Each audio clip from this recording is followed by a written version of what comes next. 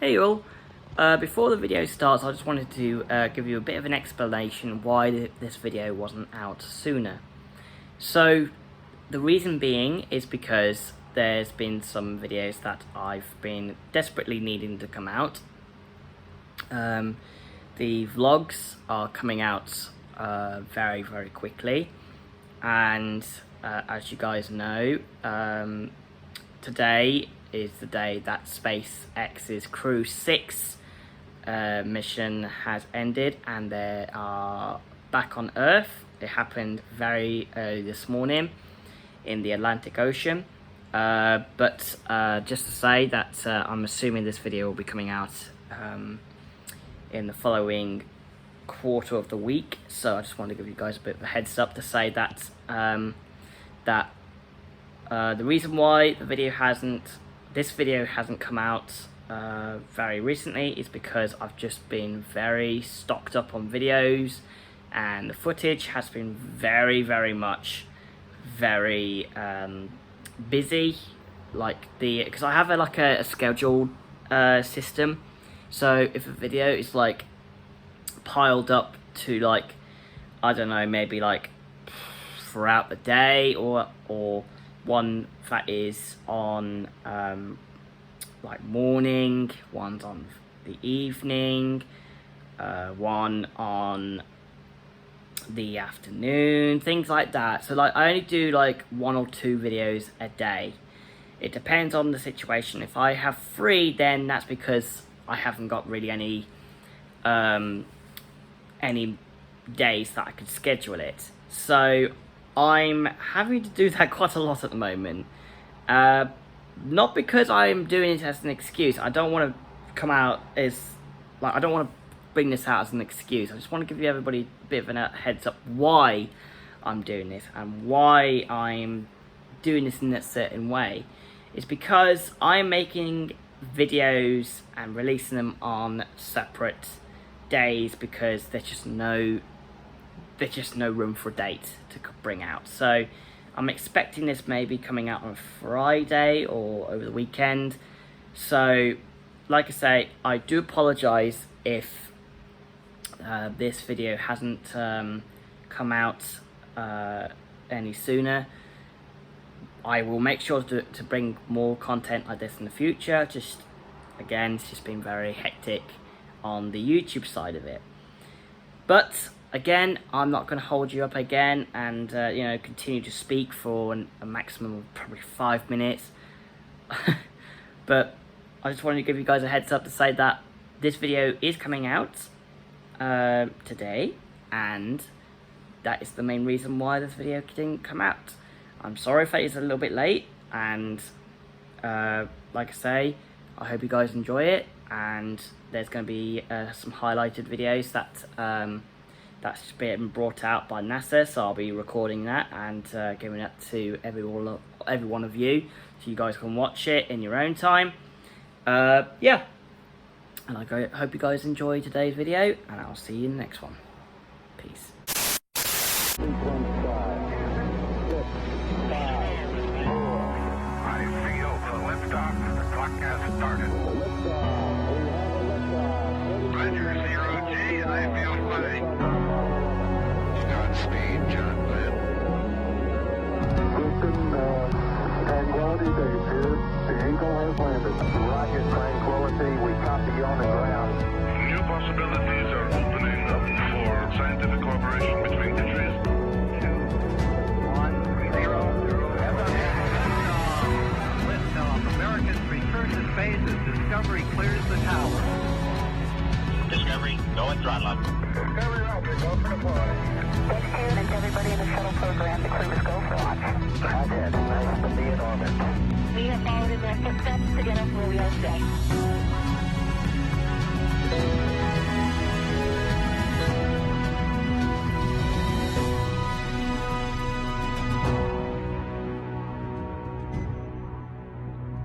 You're watching live coverage of the NASA SpaceX Crew-6 mission as they return to Earth. Dragon Endeavour departed the International Space Station at 4:05 a.m. Pacific Time earlier this morning. On board Crew-6 are NASA's Stephen Bowen and Woody Hoburg, United Arab Emirates astronaut Sultan Alneyadi, and Roscosmos cosmonaut Andrey Fedyaev.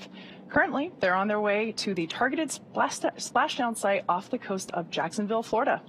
My name is Kate Tice, Senior Quality Systems Engineering Manager here at SpaceX.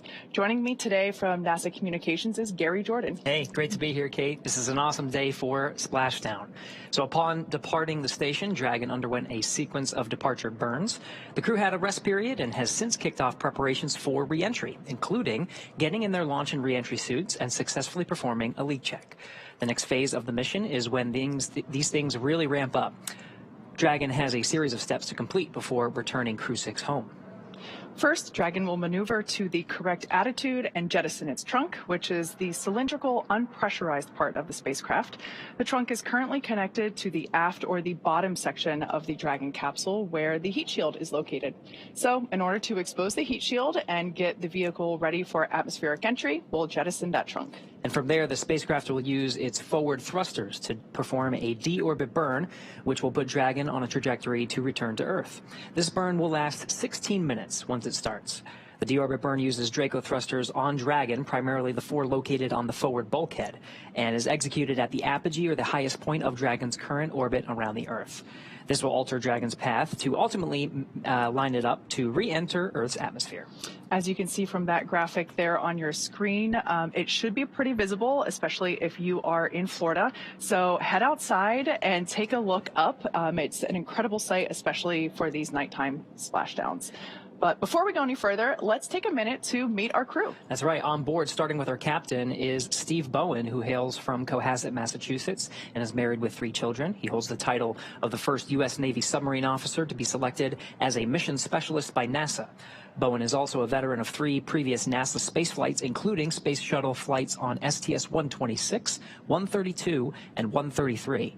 During those missions, he and his crew expanded the living quarters on the International Space Station, delivered an integrated cargo carrier, and a Russian mini-research module.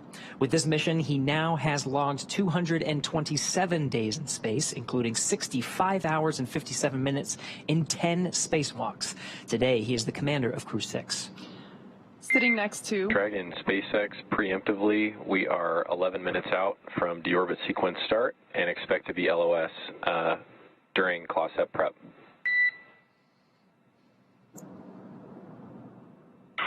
Expect to be LOS during CLOSEP prep. All right, those comms from SpaceX Core to Dragon Endeavour, just letting the crew know that we will have a loss of signal while we are performing the claw separation, which we mentioned that earlier is one of the steps for deorbit, but that deorbit burn coming up soon. Now, getting back to the crew on board, sitting next to Stephen is pilot Warren Woody Hoburg. The 37-year-old is from Pittsburgh, Pennsylvania. He studied aeronautics and astronautics from MIT before getting a doctorate in electrical engineering and computer science from University of California, Berkeley. During grad school, Hoburg worked as an EMT with the Yosemite Search and Rescue. Crew-6 has been Hoburg's first flight since NASA selected him to be an astronaut in 2017. He is also a commercial pilot with instrument, single-engine, and multi-engine ratings. As pilot for Crew-6, he is responsible for spacecraft systems and performance. Aboard the station, he served as an Expedition 68 and 69 flight engineer and is coming home with 186 days in space and 11 hours, 38 minutes of time outside the hatch on 2 spacewalks. In the role of mission specialist is astronaut Sultan Alneyadi. He was chosen by the Mohammed bin Rashid Space Center of the United Arab Emirates to be a part of Expedition 68 and 69. The father of 5 spent most of his life in Al Ain and Abu Dhabi, but in 2020 traded that in for astronaut training in Houston at NASA's Johnson Space Center. This has been his first trip to space, so he also now has 186 days in orbit. Additionally, he went on 1 spacewalk, totaling 7 hours and 1 minute. It was also the first trip to space for the second mission specialist, Roscosmos cosmonaut Andrey Fedyaev. Andrey was selected as a cosmonaut back in 2012. He will monitor the spacecraft during the dynamic re-entry phase of flight. While on board station, he served as a flight engineer for expeditions 68 and 69 and returns today also with 106 80 days in space. Now, to prepare for upcoming events, the Dragon spacecraft is currently doing a couple of things autonomously. It's isolating the thermal control system fluid loops from the radiator. This system is what will help keep the internal temperature of Dragon very temperate for Stephen, Woody, Sultan, and Andrey during the re-entry phase.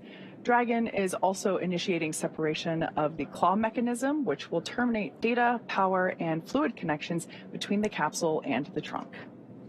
And that trunk separation, the Dragon has to orient itself such that it positions the trunk so that it doesn't have any risk of recontact with the spacecraft. Of course, we want that to also deorbit in the Earth's atmosphere, limit the orbital debris, so that will, the trunk itself will burn up in the Earth's atmosphere. It allows Dragon and exposes what are the picatiles. This is really the heat shield on Dragon. And so after that trunk separation, Dragon will reorient itself with the heat shields pointed right in the right direction to allow Dragon to go through the entry interface. We'll see a couple of things in rapid succession at that point, really at the time of the deorbit burn. That's that 16-minute burn we were discussing before, and that is a retrograde firing primarily of those forward bulkhead thrusters that slow the spacecraft down significantly, not as quite as significantly as entry, but enough to really make contact with some of the upper limits of the atmosphere and start with the drag and plasma buildup that gets the spacecraft from 17,000 miles an hour to about 350 after it passes through the atmosphere. And that's about a 7-minute period. We'll have a loss of signal at that time. It's a blackout period, which we track. The plasma buildup just allows very limited comms to go through. So we'll be really just waiting for the back end of that 7-minute period until we start getting communications and data from the spacecraft. Yeah, that heat shield will be doing so much work during that reentry phase. The external temperatures of Dragon can reach up to 3,500 degrees Fahrenheit. And that's part of the reason why it will be so visible streaking across the Florida sky in a little while. Getting some views from inside the cabin now. This is fantastic. So we get these views when we pass over some of the ground stations here on Earth that provide the video straight from the Dragon capsule. So on the far left there is Andrey Fedyaev, and in the seat next to him, to his right, is the commander, Steve Bowen. To his right is the pilot, Woody Hoburg. And then on the far side of the capsule from this view that you're seeing is Emirati astronaut Sultan Alneyadi. You can see they're in their launch and re-entry suits, and they have entered that even before our coverage started and performed a successful leak check. So really, they're just waiting for these next series of events, including the claw separation, trunk separation, and the deorbit burn. Yeah, you can just see. I love this view because you can notice the previous missions that this Dragon supported in the form of the mission patch stickers that are located there just over Andrey Fedyaev's shoulder, kind of like right above Woody's head from this particular view. This particular capsule is the Demo 2 capsule, the Crew 2 capsule, and the Axiom 1 capsule. So this capsule has been through this 3 times before. This is its fourth space flight. And I love that we are able to document those previous missions inside the capsule as a little nod to history. Yeah, this will be the 4th splashdown of Dragon Endeavour, of course, being the capsule that carried humans for the first time to orbit in a SpaceX Dragon vehicle with Bob and Doug. We've got about 5 more minutes remaining in this preparation phase for that claw separation command. As you can see, the crew continue to monitor progress using the touchscreen above their head, as well as the tablets that they have strapped to their legs.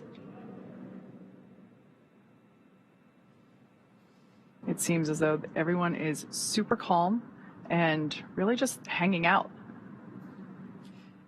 really a nod to the Dragon vehicle itself. There's all of these sequences are fully autonomous. Of course, it's the role of the commander and pilot to really monitor the sequence and the dynamic phases of launch and the re-entry phases, which are really some of the most dynamic that the spacecraft will experience throughout the duration of the 6-month expedition.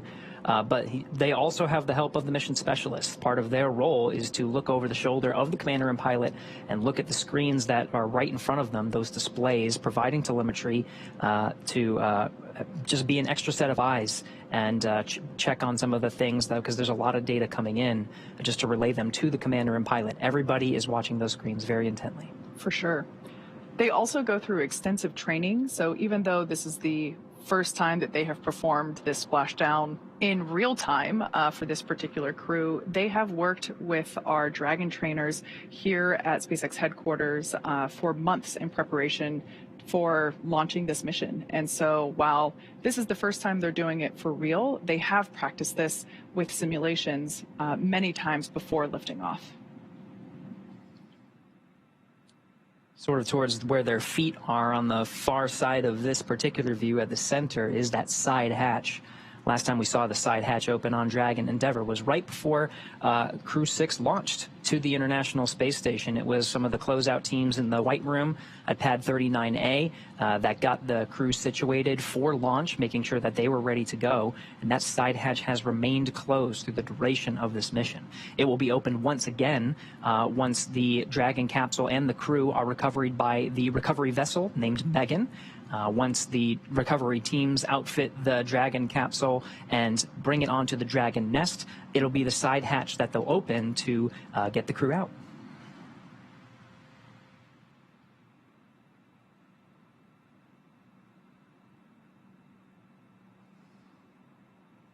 Once again, we're standing by for claw separation. That is the first physical change that the Dragon will undergo in preparation for atmospheric reentry. That claw separation is what allows for the trunk, the cylindrical, unpressurized section of the spacecraft, to separate and thereby revealing the heat shield, which is located at the bottom of the service section or the pressurized section of the Dragon spacecraft. So collectively, with the trunk and the pressurized section, the service section there, that trunk will separate, reveal the heat shield, and that heat shield is what will be pointing first, if you will, toward planet Earth as the capsule makes its atmospheric reentry. So again, we're targeting a splashdown off the coast of Florida. The prime landing target for today is off the coast of Jacksonville, Florida, on the Atlantic coast. That splashdown time is 9:17 p.m. Pacific time, 12:17 a.m. September 4th Eastern time, so just a little more than an hour from now. To give you an idea of how much ground they're going to cover, you can see on their map in the center of their screen, they are very close to the orbit of the International Space Station in the Dragon. They're over the Indian Ocean right now, just west off of Singapore, on a southeastern track heading towards the western coast of Australia. So just in the matter of an hour, they'll cover really the distance around the world, halfway. Yeah, when if you look at the track of Dragon and the International Space Station, how it orbits the Earth around a flat map, it kind of looks like a sine wave. So now they're on a southeastern track that will swing really south of Australia and then come up the Pacific. So you can see once we get into the re-entry phases, it will cross over southern Mexico and the Yucatan Peninsula, and perhaps if you're outside at just the right moment, just a couple minutes prior to that landing site, 12:17 a.m. So if you're still up at midnight watching our coverage and you're in central and northern Florida, be sure to head out, see if you can see, depending on the weather there, see if you can see the plasma trail as Crew-6 re-enters the Earth's atmosphere. Yeah, that's definitely one of the benefits to a nighttime splashdown. You can still see it during the day, but it is certainly much more striking whenever it's, streaking through the night sky. We've actually had a few nighttime splashdowns prior to this one. So Crew-6 will definitely be a nighttime splashdown, but we also had successful splashdowns at nighttime for Crew-5, Crew-3, Crew-2, and Dragon, Crew-1. SpaceX, we're back with you. Deorbit sequence start.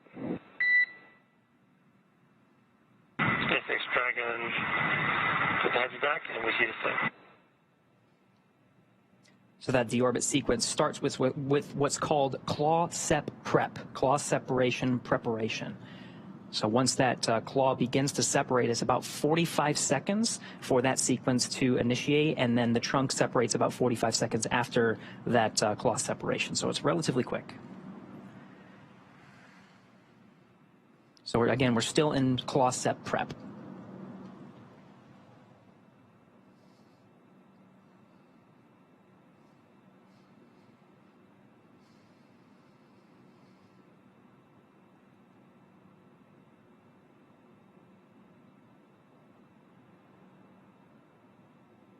Once again, the crew will continue to monitor progress of events using the tablets and touchscreens that they have available to them. The touchscreen directly in front of pilot Woody Hoburg and Commander Steve Bowen also allows them to monitor the state of the Dragon flight computer, as well as be able to keep tabs on any thruster burns that occur. Live view there of mission control here at SpaceX headquarters in Hawthorne, California.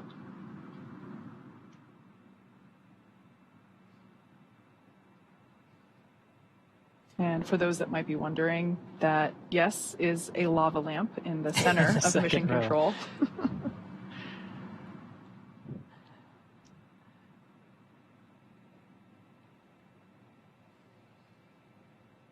Yeah, lots of activity here. Again, as a reminder, we are in the deorbit sequence, which begins with the claw separation. This demates the umbilical to the trunk, which has solar panels and have been collecting some of the energy from the sun and providing it to the batteries on board. Once that trunk is separated, or lie on the batteries inside, and there's plenty of margin of that power to provide power for the crew as they await for the recovery teams. But after trunk, all right, and the pyro's fired for the claw separation.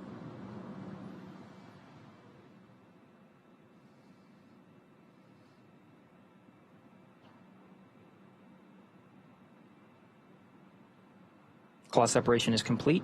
We're now preparing for trunk separation. Again, it's just a matter of seconds before we confirm that the trunk is separated.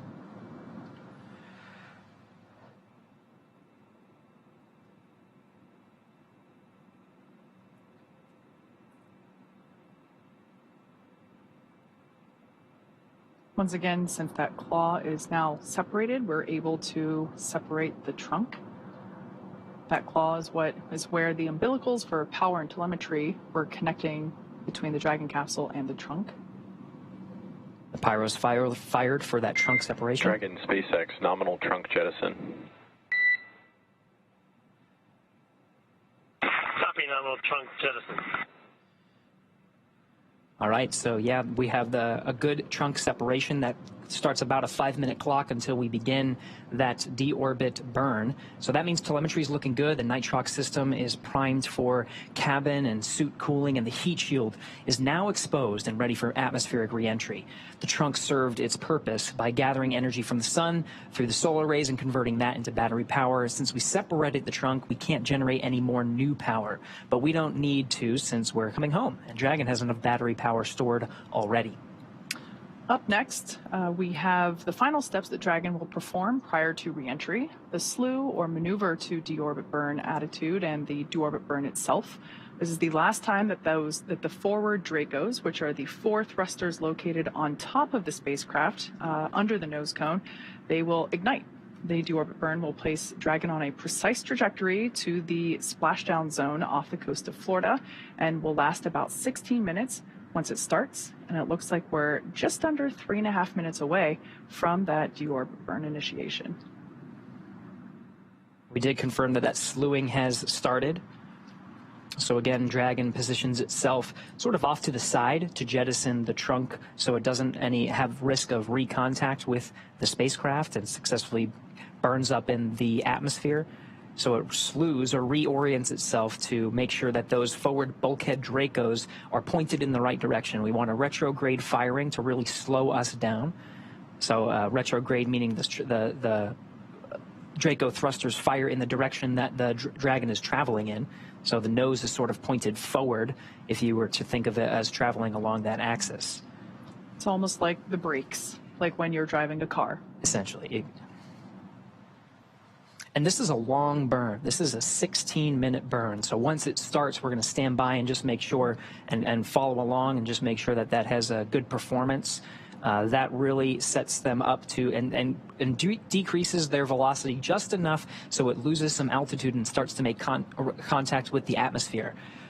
That slowing down, really all that does is just reduce the altitude, so it doesn't really slow it down too much. We're still hanging around 17,000 miles an hour, but it's really the atmosphere that does the bulk of the braking. It's the friction against the atmosphere and that plasma buildup. We go from 17,000 miles an hour to 350 through that process. In just a matter of minutes. Minutes. So it really does make sense that this deorbit burn, the braking, the slowing down of the Dragon capsule in preparation for all of that, it makes sense that it's 16 minutes long.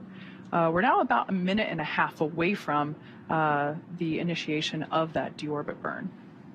Right, again, we are in the deorbit sequence, which begins with that claw separation and trunk separation, both of which were successful. So now we're in what's called the deorbit prep. The spacecraft has slewed with the forward Dracos pointed in the right direction, and we're priming those Draco thrusters ready to fire for that 16-minute burn. Once again, this deorbit burn will place Dragon on a precise trajectory to return to the splashdown site just off the Atlantic coast of Florida near Jacksonville.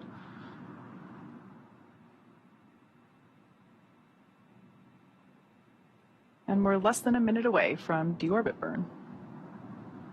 Once again, this is the last time that those forward Dracos will be utilized. After this burn is complete, we will be able to close the nose cone, which will then basically hide or cover up that area, including the forward hatch, which of course is the hatch that the team used to ingress and egress from the International Space Station.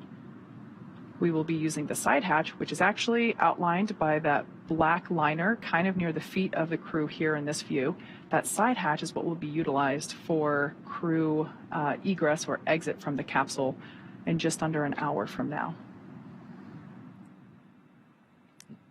Once again, we're targeting 9:17 p.m. Pacific, 12:17 a.m. Eastern Time for splashdown. And we are getting lucky with some of these internal cabin views as we prepare for that deorbit burn start. This will be the last time that the crew is in an orbital daytime. They're currently over the South Indian Ocean, just west off the coast of Australia. And again, their trajectory takes them south around Australia and then on a northeastern trajectory over the Pacific Ocean. The deorbit, the entry interface, the time that it actually has that plasma buildup as it's slowing down significantly through the atmosphere. That will happen, and you may be able to see it depending on where you are, depending on the weather and cloud coverage, but that track brings it over the southern Mexico and the Yucatan Peninsula. We do have deorbit burn start. You can see it on their displays, actually. They're, you can see those thruster firings on the left display there.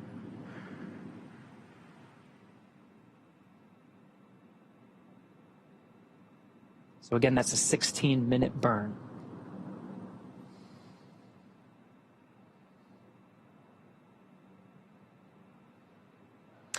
So a quick recap: within the last 10 minutes, Dragon jettisoned its trunk and initiated the deorbit burn.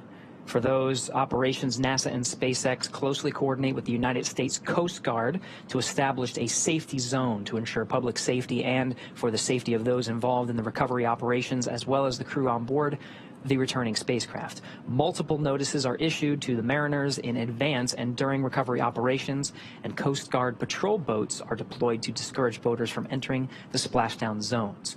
We want to stress to the public the need to respect this safety zone. Recovering a spacecraft from the water is a hazardous operation, and any other boats interfering increases the risk to the astronauts in the capsule, the teams working to recover them from the water, and the safety of those that come too close. For the safety of the crew and your safety, we recommend you sit back and watch as we'll be bringing you the best possible views of our astronauts' homecoming. The only exception to that, of course, is if you live in Central Florida and you want to look outside through the window or head out into your front or backyard, you should definitely be able to witness Dragon capsules streaking across the night sky. It'll be super bright. Absolutely. Now, like I mentioned earlier, this deorbit burn is the last time that those 4 forward Draco thrusters will fire. Dragon Endeavour has not yet entered the Earth's atmosphere. This deorbit burn is what will line the vehicle up and put it on that final trajectory to the landing site, which, as we just said, is off the coast of Florida, near Jacksonville. Right now, as you can see on your screen, Stephen, Woody, Sultan, and Andrey continue to use their screens to keep tabs on the burn duration, the Draco thruster firings, and trajectory details like the entry angle, capsule perigee, and how much distance remaining until deorbit burn termination. Right now, Dragon is flying itself, so all the crew has to do is stay strapped in their seats and keep tabs on things. Great view there of being able to see exactly what the crew can see with respect to those Draco thrusters firing. Now, with Stephen, Woody, Sultan, and Andrey ready to deorbit and splash down back on planet Earth, they'll be heading to one of 7 targeted sites supported by SpaceX and NASA. All of these sites are located off the coast of Florida, either in the Gulf of Mexico or the Atlantic Ocean. Spreading the supported sites across multiple locations helps us maximize the return opportunities for this mission and future crews, lowering the chance that we'll have to wave off due to bad weather. Yesterday, NASA and SpaceX jointly selected the primary splashdown location of Jacksonville, Florida. This selection process works with a lot of different variables, including the space station's orbital trajectory, what landing sites are available and have favorable weather, how much free flight capability Dragon has for the trip home, and the sleep schedule for the returning crew members. We'll start with calculating daily return options based off of the space station's current orbit and Dragon's capabilities to maneuver and line up for re-entry. The time from undock to landing at the primary site can vary from less than 6 hours to more than 39. Getting home the quickest comes with some obvious benefits, but we always want to make sure that the crew are properly rested for dynamic operations, preventing us from scheduling 20-plus hour days for them. Trajectory and ballistics experts provide the daily opportunities that would line up Dragon with the 7 landing zones and split them into what we call ascending and descending opportunities. Dragon uses its Draco thrusters after leaving the station to execute a series of altitude-lowering maneuvers and to line up with the selected primary site. It can also change to different alternate sites while in free flight if sudden weather moves in that we need to avoid. And weather is something we're constantly looking at, making the final call to proceed about 2.5 hours before the crew undocks. For the Crew-6 return, we looked at a number of weather items. Some of the obvious ones are no rain or chance of lightning in the recovery zone, both for the safety of the crew inside the capsule and the recovery teams on the water. We're also looking for wind speeds less than 15 feet per second or about 10 miles an hour and relatively calm seas so we can safely execute recovery operations, which includes landing a helicopter on the recovery ship to fly Steve, Woody, Sultan, and Andrey back to Florida. Once Dragon began flying free today, we had a number of additional checkpoints to either proceed towards the primary landing site, head to an alternate, or select a new zone based on real-time weather data. These checks happened all the way up until we're in the final hours before the deorbit burn, which is underway now, and is the last burn to the trip home and commits Dragon and the capsule and the crew to re-entering the Earth's atmosphere. So at this point in time, we are well within the deorbit burn. There's about 10 minutes remaining in this burn. As we mentioned before, it started off as a 16-minute burn, so 6 minutes in, 10 minutes to go. This is the last time that those 4 forward Draco engines located at the top of the Dragon spacecraft will be utilized. This deorbit burn acts as a braking maneuver or slowing down for the capsule in preparation for that, for alignment for atmospheric reentry and splashdown. Before the deorbit burn, we were going about 17,500 miles per hour. So we're helping to slow the vehicle down and align it, but really it's the atmosphere and that heat shield located at the bottom of the Dragon capsule that will be doing most of that slowing down. We basically go from that orbital velocity of about 17,000 miles per hour down to about 350 miles per hour when the drogue parachutes will deploy. So there's significant slowing down in that phase of reentry, and this is really just lining the capsule up for that precise location, that precise landing at the designated location, which today is off the coast of Jacksonville, Florida.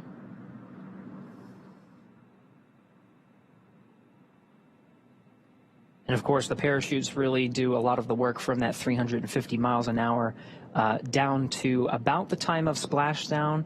The capsule is traveling an approximate 15 miles an hour. It splashes down in the Atlantic coast.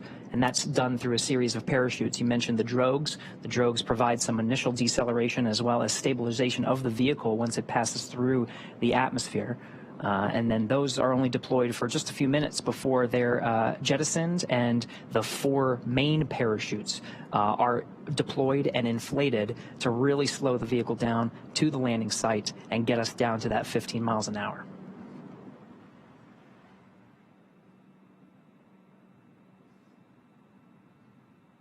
The crew continues to look pretty calm, collected, and comfortable as they continue to monitor this deorbit burn. We've got just over 7 minutes remaining in this deorbit burn. Once again, the crew has trained and prepared for all phases of flight, including this deorbit and splashdown phase of the mission. So I often like to think that, during moments like this when there's something dynamic going on and we just see the crew chilling, it's such a testament to that preparation, that training that they do both with the NASA teams and the SpaceX teams prior to even arriving at the launch pad. And they try to maximize the crew's comfort through the duration of Dragon's flight. When we covered undocking just what seems like just a couple of hours ago at this point, they had these launch and entry suits, and that was because they put them on during some of the more dynamic phases, and that includes the actual contact and separation from the International Space Station. But very shortly after they exited the keep-out sphere, which is only 200 meters away, they got the call that they could remove those suits, and they had the suits off for really the most of the duration of the flight. They have them back on, but you can see their visors are up. And even though this is a very dynamic phase, and this is a 16-minute burn and a very important milestone of the Dragon's return to Earth, the visors will come down and the suits will provide that extra layer of protection through atmospheric reentry. That is a very dynamic phase. Of course, there's the plasma buildup on the outside of the station and a blackout period. There's a lot of stress on the vehicle, so that just provides an extra layer of protection for the crew. Yeah, you mentioned maximizing crew comfort, and we do that not just through operational decisions like when you can take off or doff the suit, but also the design of the suit itself, as well as the seats. So each crew member has a bespoke spacesuit. They basically the suits are specially fitted for each crew member to make sure that it is as comfortable as possible while maintaining the extraordinary high levels of safety required. But the seats as well also have length and sizing customizations in small, medium, large, basically, for the armrest, the bucket, the seat itself, and as well as the footrest. So, yeah, we definitely try to maximize the crew comfort in as many ways as we possibly can. Once again, we are in the deorbit burn. This is the burn that lines the crew up for that precise landing off the coast of Jacksonville, Florida. And we're just under 5 minutes remaining in this burn.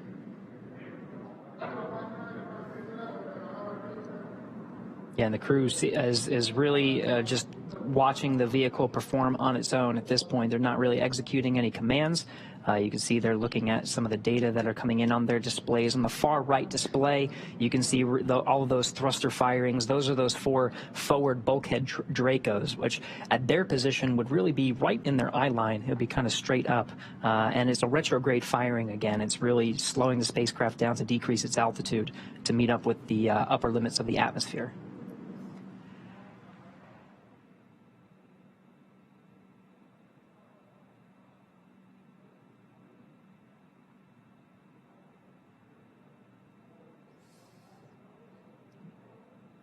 12 minutes into the burn, have about 4 minutes left.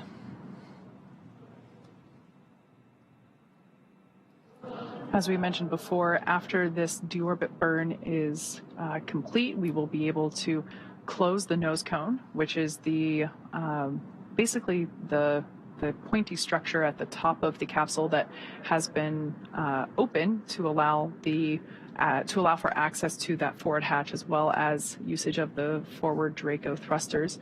So we'll be able to close that, and that will basically make put the capsule back into its aerodynamic shape. And after we close that nose cone, we will begin atmospheric reentry. We will have about a 6 or 7 minute period of anticipated loss of signal, or LOS, as we'll hear it referred to in comms between ground and crew. And there is some margin built into the operations. This, again, the deorbit burn is executed at the apogee of their trajectory and allows them to decrease that altitude. And it's a 16-minute burn, so that will take us to about 8:40 Pacific, so just a couple of minutes left. They have about 25 minutes until they start experiencing some drag on the atmosphere, and that allows the Dragon spacecraft to do a couple of things. It allows them to close the nose cone, as you mentioned, and also slew the Dragon once again and get into the entry interface with the pica tiles and the heat shields pointed in the right direction to take the loads of the friction of the atmosphere. Exactly. So if you want to think about Dragon's orientation at the moment, the forward end, or if you think of how Dragon is oriented when it's on the launch pad, it's the top end of the Dragon spacecraft is basically pointing forward along their trajectory. So those thrusters are performing a retrograde burn, which is slowing the vehicle down. So we will want to, after this burn is complete, basically rotate the capsule or slew it in order to make sure that that heat shield is then the end, the bottom end is what is actually pointing toward, in the direction of their trajectory, so that that heat shield is able to do its job, which is really utilize that friction that will be made while coursing through the Earth's atmosphere and slow that vehicle down significantly. Once again, we're going from an orbital velocity of about 17,500 miles per hour, and that atmospheric reentry, that heat shield action will take us down to about 350 miles per hour. So we're about just over 1 minute remaining in the deorbit burn.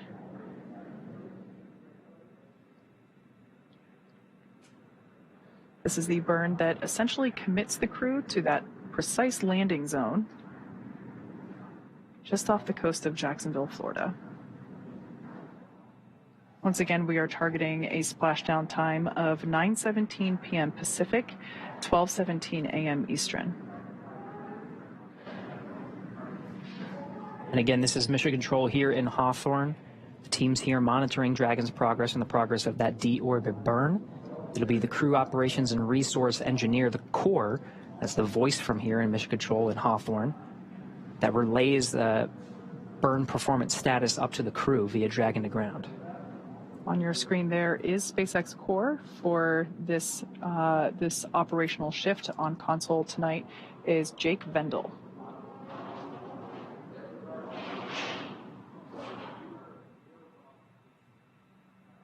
As Gary mentioned, this is the primary communicator for from SpaceX Mission Control to the crew. Very similar to NASA's Capcom role. Dragon, SpaceX, deorbit burn complete and nominal. Nose cone closure initiated. SpaceX Dragon copies. All right, good news there coming from SpaceX core, Jake Vendel, letting us know that the deorbit burn completed and everything went nominal or as expected. So that's all really good news. Very good. We are in the deorbit sequence now. So that you just heard the nose cone is about to close, and I can see it's actually closing now. In the background, the Dragon is currently inhibiting those forward bulkhead Draco thrusters that we just used to complete the deorbit burn, ensuring it's safe to latch the nose cone and shut for reentry. Also, the vehicle has initiated the nitrox suit purge. purge. So this will help Steve, Woody, Sultan, and Andrey cool and comfortable during re-entry, which is coming up here in about 20 minutes. At this point, the nose cone is closing again and protecting the forward hatch for re-entry. Steve, Woody, Sultan, and Andrey are using their screens to monitor the locking of the nose cone, which is done by a set of hooks. So we're about 2 minutes until the nose cone is completely closed and locked in. Once again, we are in the deorbit sequence. So far, we have separated the trunk and we have completed the deorbit burn. And right now we are closing the nose cone. This is the final physical change or modification to the Dragon capsule prior to re-entry. After the nose cone is closed, we will slew or reorient Dragon to basically make sure that the heat shield is what is pointing first toward planet Earth, and that will line us up for atmospheric re-entry.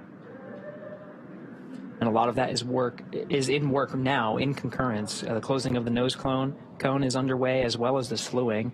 Again, there's plenty of margin here from the time that the deorbit burn is complete, that 16-minute burn, and the time of entry interface. Make sure there's, if they have time to correct anything, that is already built in, but everything's looking good so far.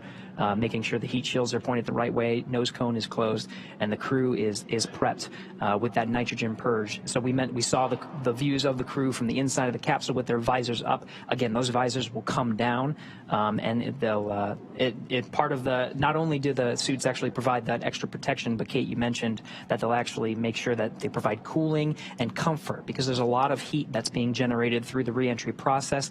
The outside of the vehicle can experience upwards of 3,500 degrees Fahrenheit. Exactly. Yeah, we'll purge some cool air through the suits. But the interior of the capsule, there's also a thermal system that will help pump some cool air there as well. So the crew generally stays really comfortable, even though the exterior of the capsule does get super hot, as you said. With that plasma buildup, it'll be certainly one of the more dynamic things that the spacecraft goes through during its mission. But yeah, the crew stays pretty comfortable, and that nitrox air, which is a mixture of nitrogen and oxygen, the same stuff that is put into scuba tanks for scuba divers, that same breathing air, we pump that through the suits to allow the crew to stay super comfy during their re-entry. We did get confirmation that the nose cone is closed. So this deorbit sequence we're really making our way through very well. As we begin the second half of entry, Dragon is now beginning to inject that cool nitrox air that I mentioned before, that's being delivered to the suits worn by Stephen, Woody, Sultan, and Andrey. Again, this is what will allow the crew to remain comfortable while the external temperatures of Dragon reach 3,500 degrees Fahrenheit. The heat shield will be pointing forward, leading the capsule to the landing site. Now, speaking of that heat shield, Dragon's primary heat shield is comprised of Pica 3.0, Pica meaning phenolic impregnated carbon ablator. The first generation Pica was initially developed by NASA for studying and sampling comets within our solar system. Yeah, really cool history here. SpaceX partnered with NASA to develop Pica X, which was the second generation product used on all Dragon 1 cargo resupply missions that successfully resupplied the space station on 20 different missions. Pica 3.0 was developed specifically for use on the Dragon 2 crew and cargo, with enhanced structural and thermal properties that optimized the heat shield and drove down cost and mass. Yeah, pretty cool. The remainder of Dragon capsule is comprised primarily of SpaceX proprietary ablative material.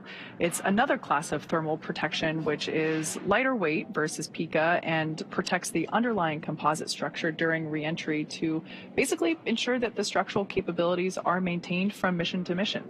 And while Dragon will experience temperatures well over 3,000 degrees Fahrenheit, Kate, you mentioned 3,500 degrees, during peak re-entry conditions, the characteristics of the TPS, the thermal protection system, coupled with the ECLSS, environmental control and life support system in the pressurized interior, will ensure that Steve, Woody, Sultan, and Andrey stay cool and comfortable during all phases of re-entry through splashdown.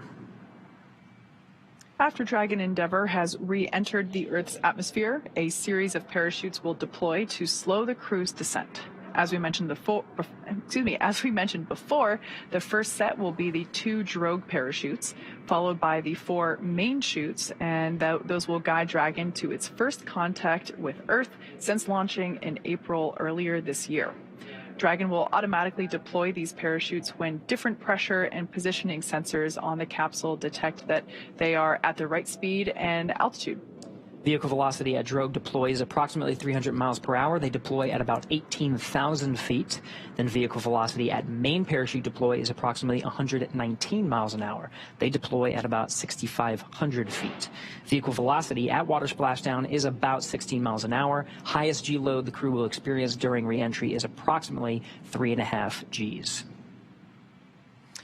So again, the nose cone is closed. Those nose cones are secured by a series of latches. The first set of hooks is closed, and the second set of hooks is traveling to secure the nose cone. Again, that is closed, and the vehicle is slewing or orienting itself with the deorbit position, with the entry interface position, to allow the heat shield to meet up with the atmosphere. And those Pika tiles that were designed to take those loads of the heat will be pointing the right direction.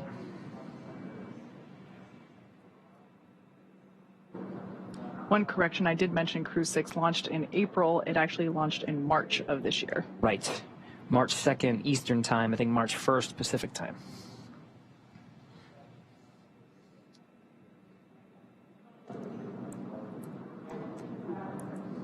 It's 8:47 p.m. Pacific Time now. We're about 30 minutes from the expected splashdown time. Again, we're tracking 12:17 a.m. Eastern Time over in Florida near Jacksonville, which is our primary landing site here at the Pacific Coast, 9:17 p.m. Dragon, SpaceX, nose cone secured for entry.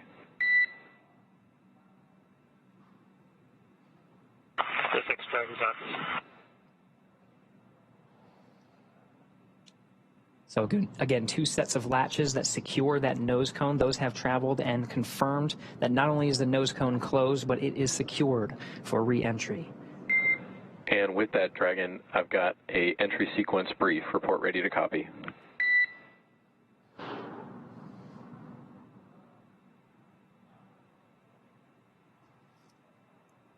SpaceX Dragon, we are ready to copy. All right, Steve. We see blackout start at 0404, blackout end at 0411, and splashdown at 0417. No update to vehicle status. Weather still looks good. How copy?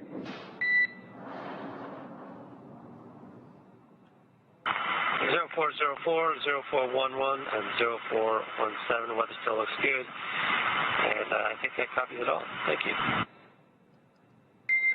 Good readback. One more note, we noticed prior to the burn a few of the tablets were not secure to the satchels. I'm hoping that you can positively verify that each tablet is indeed secure. We're working on that right now, and we'll get it by 150. Copy. All right, that was SpaceX Core Jake Vendel letting Commander Steve Bowen know our updated timeline for that expected loss of signal. We heard them read out 0404 to 0411, those times being, the space standard, the GMT time zone. So for us, we would expect that to be at 9:04 p.m. Pacific, 12:04 p.m.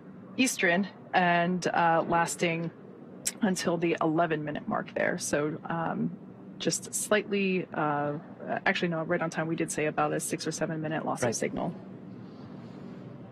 Splashdown time remains as we originally were targeting, that 9:17 p.m. Pacific, 12:17 a.m. Eastern. And you can just see just how quick in succession everything is. From 9:04 to 9:11, we go from 17,000 miles an hour to 350 miles an hour, and then through the drogue parachute deployment and main parachute deployment over the course of 6 minutes, we get down to 15 miles an hour at the time of splashdown. Yeah, and during that time, the crew will experience about 3 to 5 Gs during this reentry phase. So pretty similar to what they would have felt during the launch phase of the mission.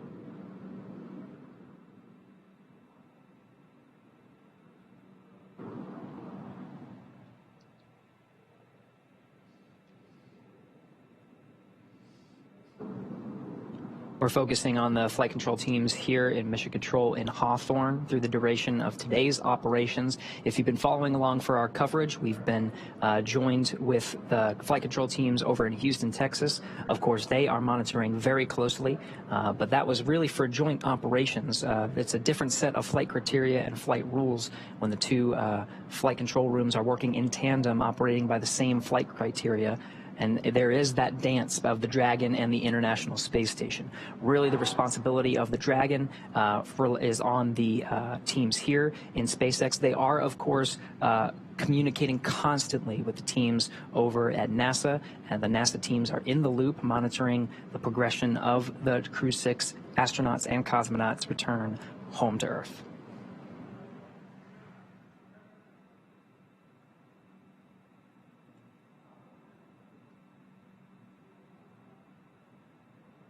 So we've mentioned before that our anticipated loss of signal is coming up at 9:04 p.m. and will last about 7 minutes until 9:11 p.m. Pacific time. This occurs on all of our Dragon reentry missions.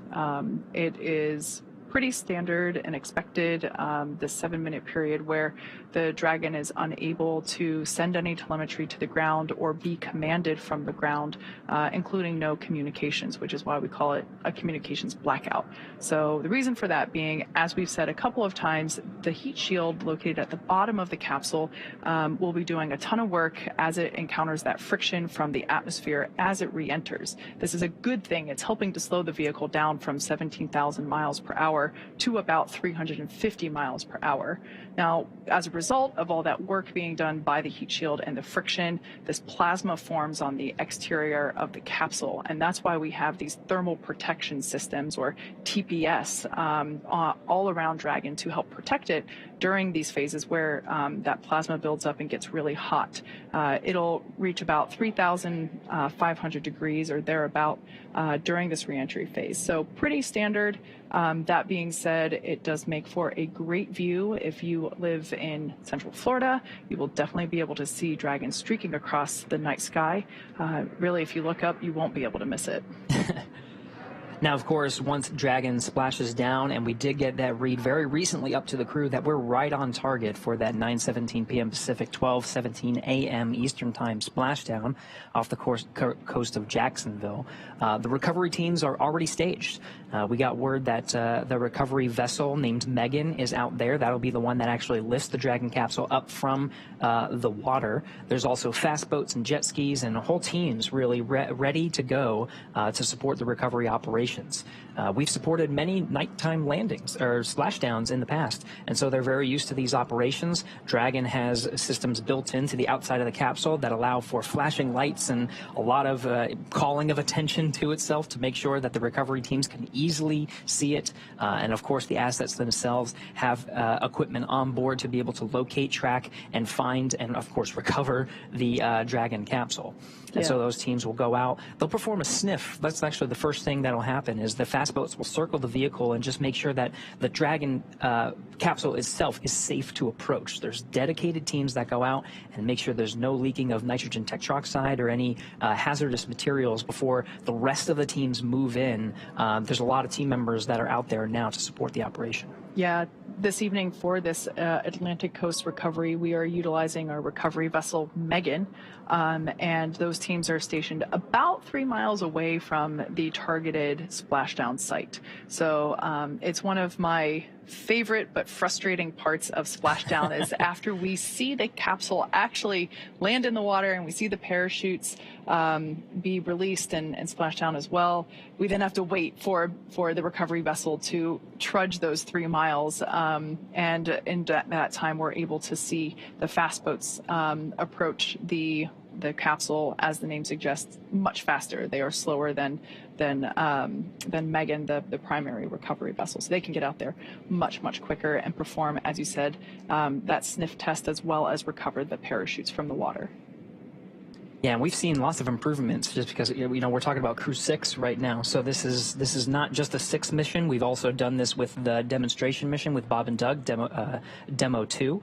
And so this will really be the 7th time that we've done it for a crew operation. And so the recovery teams have become much more efficient and had lessons learned along the way. So the recovery operations we've seen just get a lot faster overall. Absolutely. Yeah, we've done nighttime splashdown operations for Crew 1, Crew 2, Crew 3, Crew 5, as well as Axiom 2, just a couple months ago. So yeah, the recovery teams at this point have actually had more nighttime splashdowns than they have daytime. I should say for crew missions. That's right. Not for NASA crew, but for crewed missions, I'm not counting the cargo missions. Right. And it is a good nod to make sure that we mention the private missions as well. We mentioned the Axiom mission 1 and 2, of course, Inspiration 4. So there's a lot of practice with the recovery operations in these teams.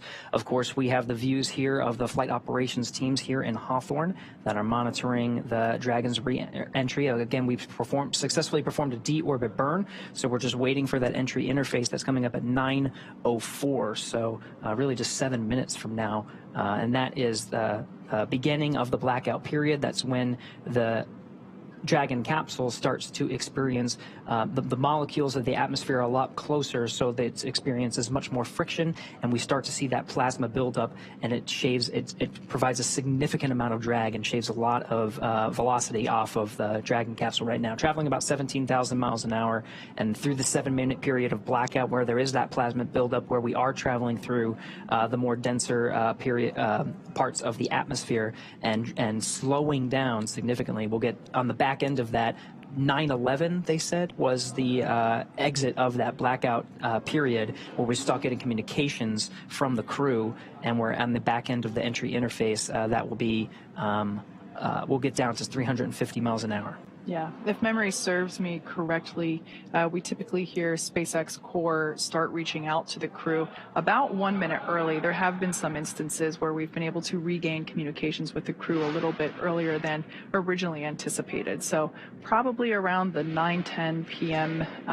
Minute mark, Pacific, I should say, we might start hearing SpaceX Core hail the Crew-6. And it could go in the other direction too. This is, of course, an estimate based on the predicted plasma buildup and the predicted comms blackout. But of course, there could be another minute or so before they regain comms, and that's all built into the timeline. We'll hear those checks go up on Dragon to ground, and they'll continuously call the crew.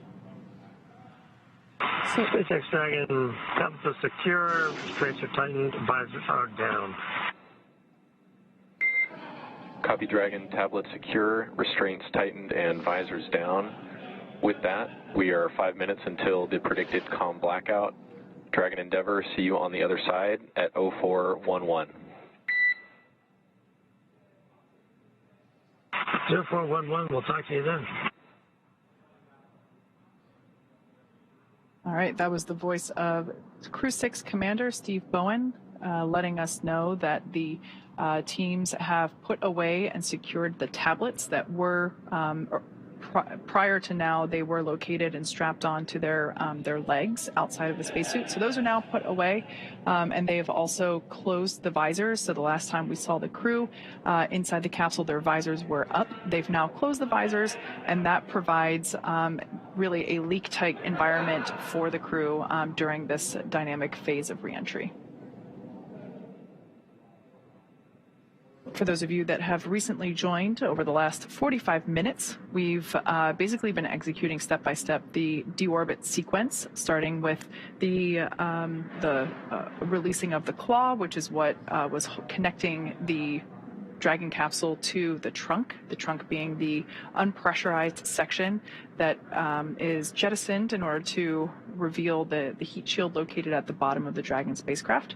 So we released the claw, that the trunk separated. We then performed a 16-minute long deorbit burn. We've also slewed or reoriented the capsule so that the heat shield is facing it's hard to describe it in my head, but it basically, the heat shield is what is leading the capsule to the targeted splashdown site, which today is in the Atlantic Ocean off the coast of Jacksonville, Florida.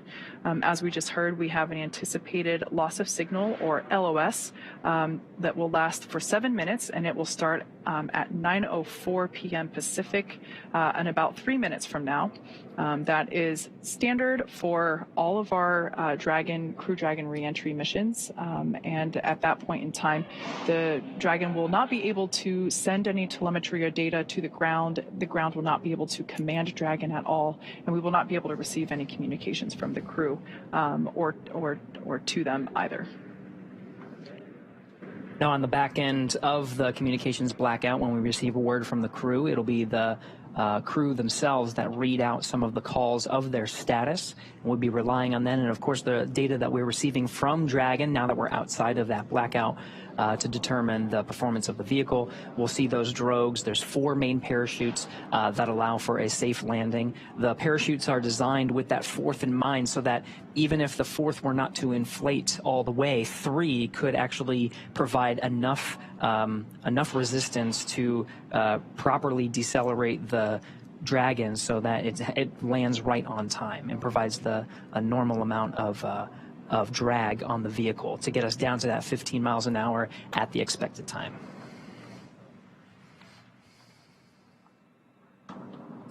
The views we're seeing now are, of course, of the flight operations team here in Mission Control in Hawthorne. We'll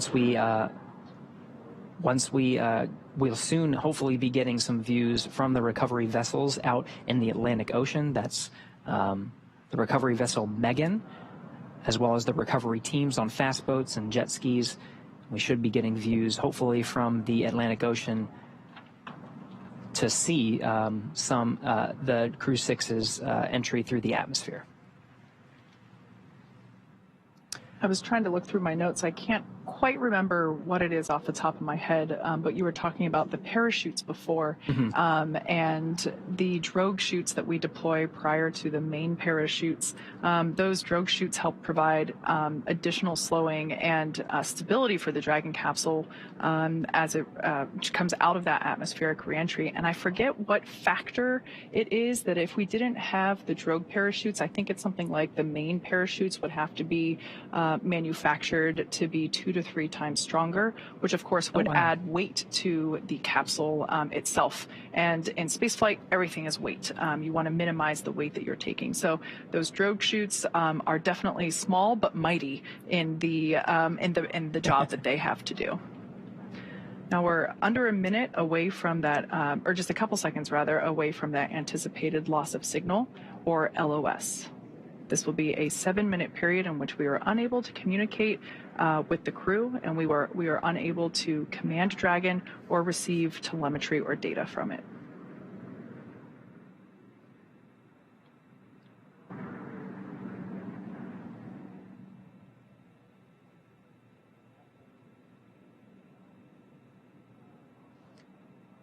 Okay, we're in that loss of signal. The clock starts now, right on time, 9:04 p.m. Pacific, 12:04 a.m.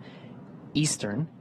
That starts the 7-minute clock of the anticipated communications blackout. Kate, as you mentioned, the teams here in Mission Control in Hawthorne may start reaching out to the crew a little early. The crew themselves may see an acquisition of signal from their own data and call out to the teams to let them know that they're outside of the blackout. It could be intermittent too, so there's a lot of different factors, but the key here is communication, and they'll continue to talk to make sure that they are relaying they, meaning the crew, are relaying the information to the teams here in Mission Control Hawthorne, and of course the Hawthorne will be able to respond. Right.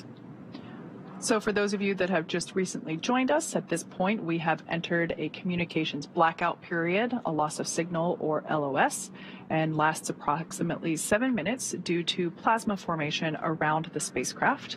During this time, no vehicle telemetry is received by Mission Control, which you see there on your screen, and no external commanding of the vehicle or voice communication is possible. But as a reminder, Dragon is designed to fly itself, During this reentry, the vehicle will be slowing down from orbital velocity, which is about 17,000 miles per hour. And the top temperature that Dragon will experience upon reentry is about 3,500 degrees Fahrenheit. As we've mentioned before, this expected blackout period is, we anticipate it to last about 7 minutes. It might be a little bit less, it might be a little bit more, but we will definitely be able to hear the crew once they do re-enter from that anticipated loss of signal. We'll have acquisition of signal, which is AOS. That's right. And the last read up to the crew prior to their entry and the beginning of the blackout period, we were still tracking an on-time splashdown. Again, for those following along, that's 12:17 a.m. Eastern Time, 9:17 p.m. Pacific Time.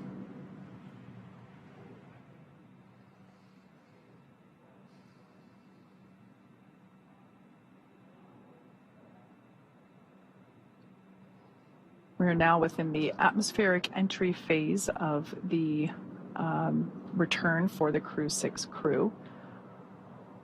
Once again, the plasma buildup on the exterior of the capsule results in our inability to command or communicate with the Dragon capsule during this time. This happens with all of our crew missions, and we expect this to end at about 9:11 p.m. Pacific or 12:11 a.m. Eastern. Live view there of SpaceX Mission Control located just behind Gary and myself. They are continuing to monitor the length of the acquisition of, the length of this blackout period. And we will be able to hear SpaceX Core, who for this evening shift is Jake Vendel. We'll probably start to hear him hail the crew around 9:11 or 9:10 p.m. Pacific. So if you're following along of our coverage and you are in southern Mexico or the Yucatan Peninsula, there is a chance, depending on the weather that you have down there, that you would have been able to see the beginning of the entry interface. We're now about 4 minutes in of a 7-minute blackout period. This is a great graphic indicating the trajectory. This is an ascending trajectory that Dragon is taking. So as Gary just said, over the Gulf of Mexico, across the Yucatan Peninsula of Mexico.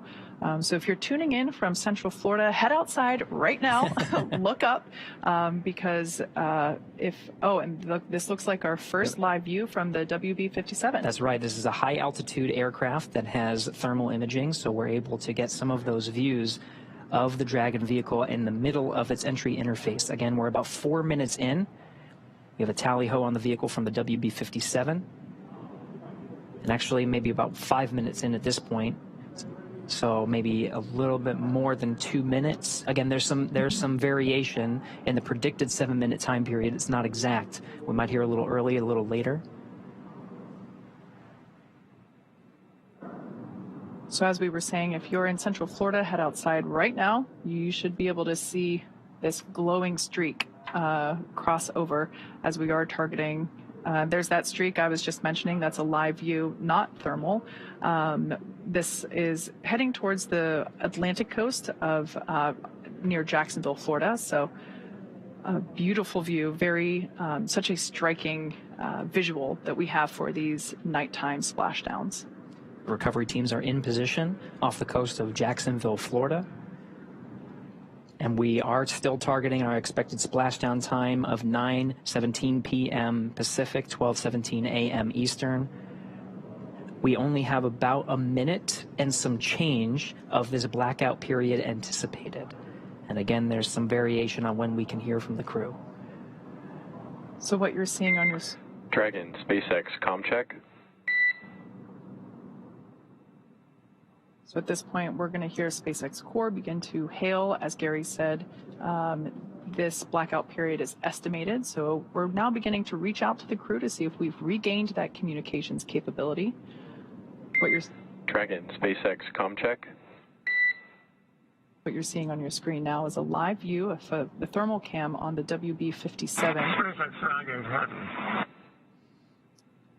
And we hear Crew-6 from inside the cabin on the back end of the blackout. Copy, Dragon. We see a healthy flight computer. Expect automated chute deployment. Dragon, copy. There's our live view of the crew, our first view of them on the other side of that communications blackout. At this point in time, they are re-entering through the Earth's atmosphere over the coast of Florida, heading towards Jacksonville, Atlantic coast. Up next will be the deployment of the drogue parachutes, which should happen in about 2 minutes, just over 2 minutes. You can see they got through some of the thicker parts of the atmosphere, and that plasma buildup is starting to dissipate. We have about, less than 2 minutes or so. Dragon, SpaceX, GPS converged. Expect nominal altitude for drogue chute deploy. SpaceX Dragon, copy. Receive it.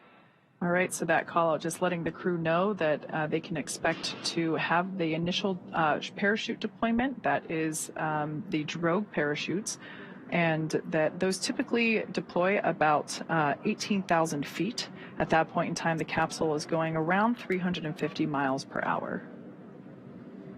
Some of the data and telemetry from Dragon is in meters, so if you do hear those calls from the crew and from us, some of the telemetry we're seeing is in the metric system.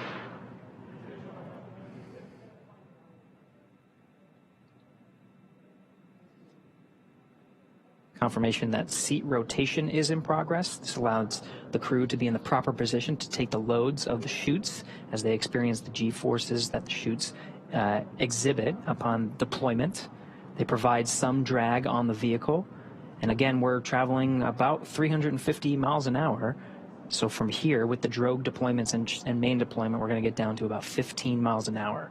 Drogue deployment coming up in approximately Dragon, 20 seconds. Brace for drogue window.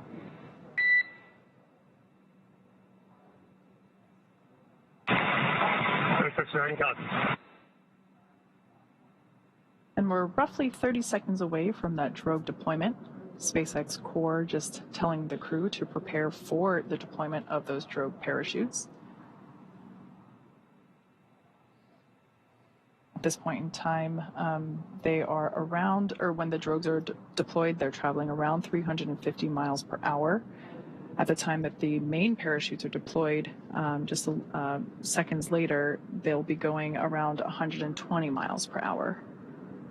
So these drogue parachutes help provide further deceleration as well as stability for the capsule prior to those main parachute deployments. Drogue pyros have fired, and we have good confirmation of drogue chutes. 2 drogues. It's a view from inside the parachute bucket.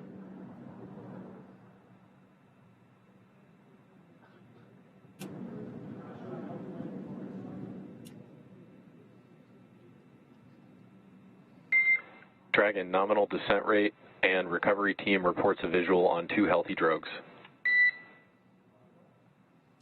SpaceX Dragon, copy. That's good news. Should see drogue chute jettison here momentarily. We'll see those 2 chutes that you see be released from the capsule, just like so, and release the 4 parachutes, now deploying. At this point in time, Dragon has saved all of its propulsion systems and is now has already terminated that nitrox suit and cabin purges. Those were helping to keep the crew cool during the reentry. Looks like we have 4 very beautiful and healthy main parachutes. Dragon, we see a nominal descent rate on 4 healthy mains. SpaceX Dragon, copy. And SpaceX Dragon coming up on 1,000. So there's that confirmation. Copy, 1,000 meters. Confirmation of those 4 healthy chute deployments.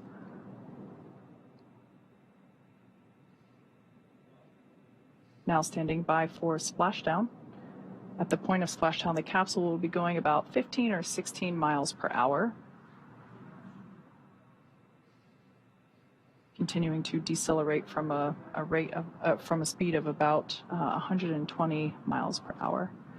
800. So we will now begin. Copy, 800. To hear Commander Steve Bowen call out the altitude as they approach the water surface.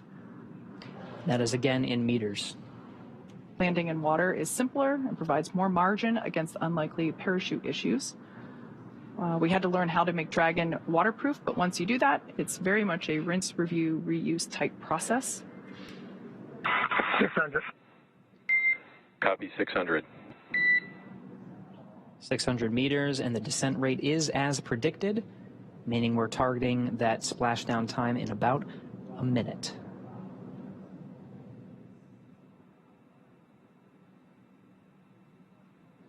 Live view of Dragon Endeavour with the Crew-6 team members on board, being held up by 4 beautiful main parachutes. Dragon, we see 400.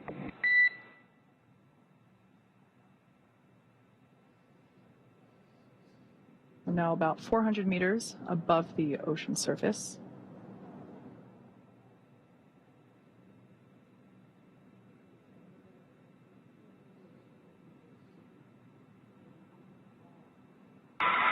SpaceX Dragon 200 braced for splashdown. Copy, braced for splashdown. Again, the seats have been rotated in a position to take the loads of re-entry and parachute deployment as well as splashdown. The crew is braced. We are inside 100 meters.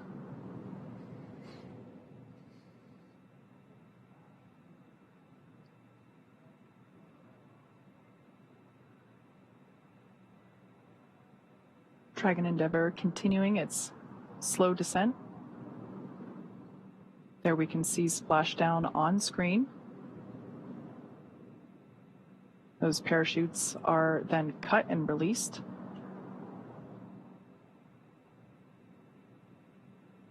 Dragon Endeavour has now returned home. NASA astronauts Steve Bowen, Woody Hoburg, Sultan Alneyadi, and Andrey Fedyaev. SpaceX Dragon splashdown. We are in water rough riding.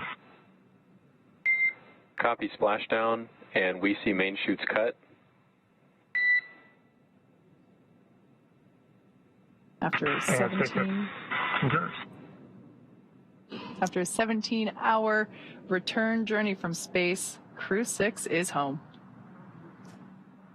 So the teams have been ready and waiting about 3 nautical miles away, so it's going to take them about 30 minutes to make their way to Steve, Woody, Sultan, and Andre inside the Dragon. You can see the recovery forces in some of the views that you're seeing. Of course, these views being provided by the recovery vessels. You saw there was a helo deployed, providing some visuals and lighting of the Dragon capsule. Stable 1. Copy, stable 1. Dragon Endeavour, on behalf of NASA and SpaceX, welcome back home. Thank you for flying SpaceX. Thanks, SpaceX Endeavour. We greatly appreciate all the support from all the initial training through the launch, throughout the mission, keeping us abreast of all the status of the vehicle, and all the support all the way down. This has been incredible. Greatly appreciate it, and look forward to working with you all again.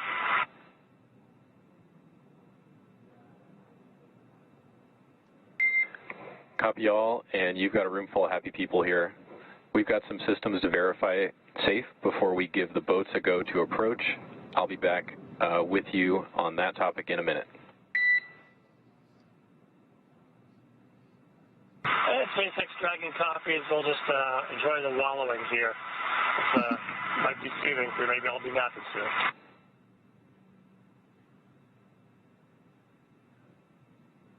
So there we just heard SpaceX Core just indicating to the crew that we're going to do some checks here. Here from Mission Control Hawthorne, we're going to do some system checks to make sure that everything is safe as necessary on the Dragon Endeavour capsule. They will then give the go for safe approach to the teams there that you see on your screen in the fast boats. One of those boats will focus on recovering the parachutes from the water. The other will begin inspections, a sniff test for those onboard propellants, nitrogen tetroxide and monomethylhydrazine. They are toxic if if someone were to breathe them. So we definitely want to ensure the safety of the entire recovery team as well as the crew. So one of the teams in the fast boats will perform a sniff test using devices while wearing personal protective equipment to ensure that none of those propellants have leaked out and that there's no vapors lingering from, just many minutes ago when those thrusters were actually firing back in space. Precisely. Now this is the 4th splashdown of Dragon Endeavour and completes the 4th mission, Crew-6, splashing down right on time, 12:17 a.m. Eastern Time, 9:17 p.m. Pacific Time. We're getting views from the recovery vessels that are out many nautical miles away from the coast of Jacksonville, Florida. And the crew and teams here in Hawthorne reported a stable 1 position. That just notifies that the capsule is in the ideal position, floating in the Atlantic Ocean there, upright, with the heat shield in the water and the nose cone pointed towards the sky, as you see there.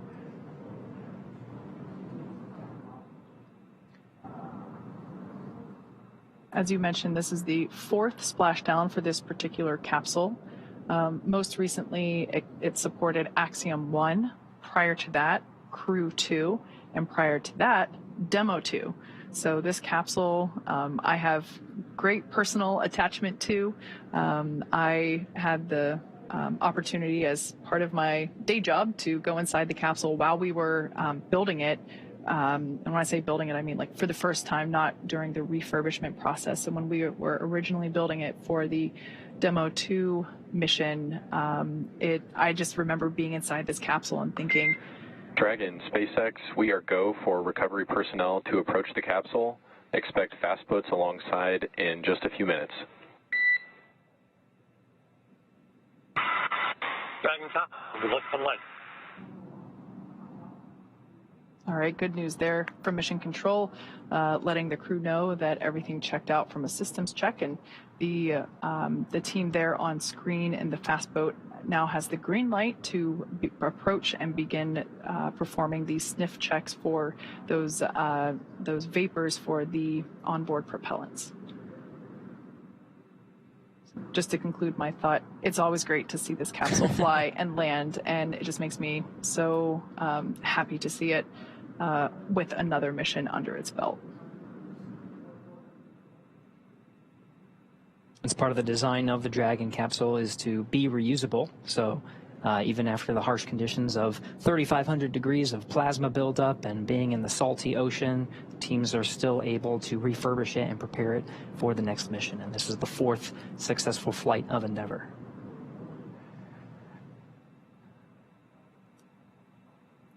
So after those hypergol checks, Dragon teams will we may see some of the team members crawling on the outside of Dragon and begin the rigging process as the recovery vessel Megan has the equipment necessary to bring the Dragon out of the water into what's called the Dragon's nest.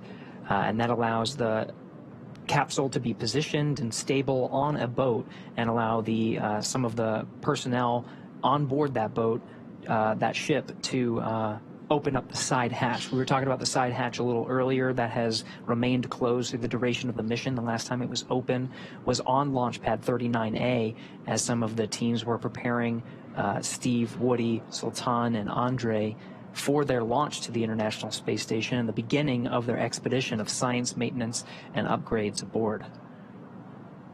Now it'll be open again here very shortly. It does take some time. So it could be 30 minutes to an hour before we actually see them on the boat and they start egressing the capsule. But we'll provide coverage until they're safely aboard the recovery vessel Megan, and all 4 crew members have egressed Dragon.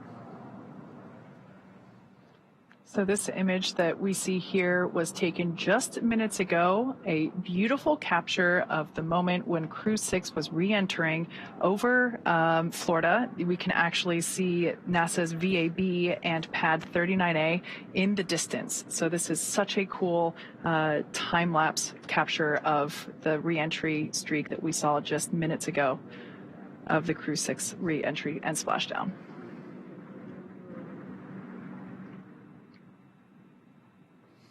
Now, of course, we have recovery teams out there that are executing these operations. We can actually see some of the personnel there. We do have a public affairs officer on recovery vessel Megan, Courtney Beasley, who is standing by and watching the operations unfold and providing some coverage from there. I'll do a comms check with Courtney Beasley, who's there via satellite phone. Courtney, can you hear us? Gary, I have you loud and clear. How do you hear me? Loud and clear.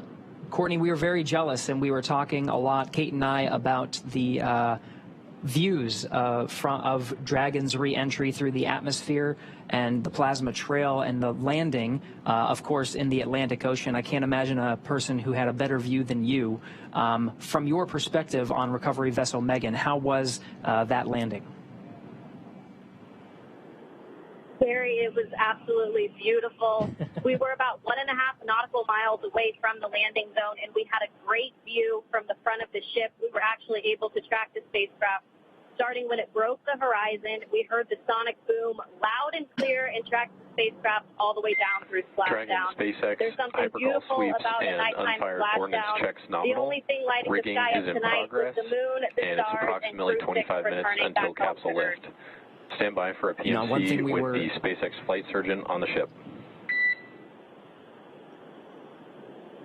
And we did just hear a call out indicating that the sniff checks were successful, so the close approach team now has the green light to begin climbing on board the Dragon capsule, so we should see the recovery continue along. But I want to hear more from Courtney with her bird's eye, or with her live action view. That's right. Yeah. Back to you, Courtney. We just wanted to pause for some of those communications with the crew and just follow along on the action here. But really want to understand what it's like there. You got some beautiful views. We are seeing, some of the seas. I think that we're tracking about. We're tracking sea states and wind, and we were talking about weather quite a bit leading up to today's landing. From your perspective, how is the weather out there?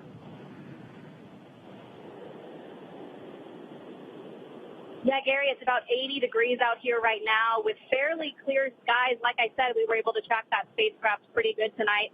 About 9-mile-an-hour winds out of the east. The waves are considered to be rolling waves, so they're not choppy, but they are pretty big and more spread out rolling waves. But weather-wise, I think the crew will like what they feel when they get out of that capsule today and take their first breath of fresh air back here on Earth. Just to get some appreciation of what it took to stage the recovery forces and be prepared for this moment, just really moments after Dragon splashed down. We saw some of those fast boats rolling out to make sure that they were getting the crew as quickly as possible. Can you give us a sense of what it's taken to make sure the recovery vessels were here at this moment? Yeah, absolutely. Our journey actually started several hours ago in Jacksonville. The MedOps teams and the recovery director boarded the first helicopter, and they were the first group to arrive on the ship about 4.5 hours before splashdown. So those medical teams took the time to get everything situated on the ship and ready to tend to the crew. And about 2 hours before splashdown, they deployed the fast boats into the water. I was actually on the second helicopter out, and we landed on the helicopter pad on top of the vessel about an hour before splashdown. And all of the teams have been hard at work since we touched down on the boat to get their various disciplines ready for Crew-6 to arrive home. Excellent, Courtney. And last question before we let you go is we're seeing some of the recovery personnel on the Dragon capsule preparing for its eventual lift onto recovery vessel Megan. What can we expect to see in the next few moments?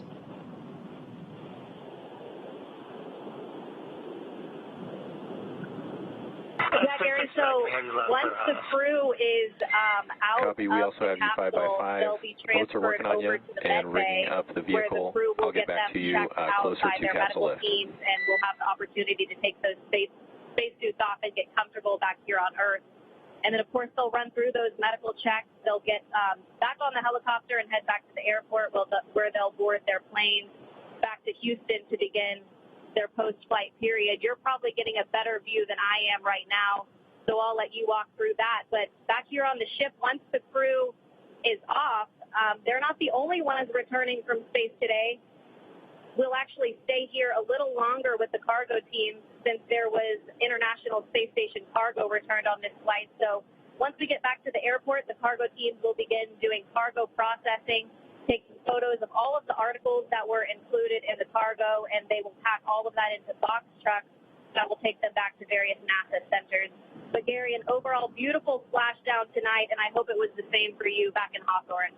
Absolutely, Courtney. We've been getting some fantastic views. Thank you so much for that report. That was Courtney Beasley out on the recovery ship, providing live coverage from the landing site just off the coast of Jacksonville. We're back in the action now, seeing some of the views from the recovery vessel and the recovery operations team, including helicopters, fast boats, jet skis, and of course, we're getting views from some of the ships that are standing by waiting to actually pull Dragon out of the water. So at this point in time, the Dragon capsule has safed all of its systems.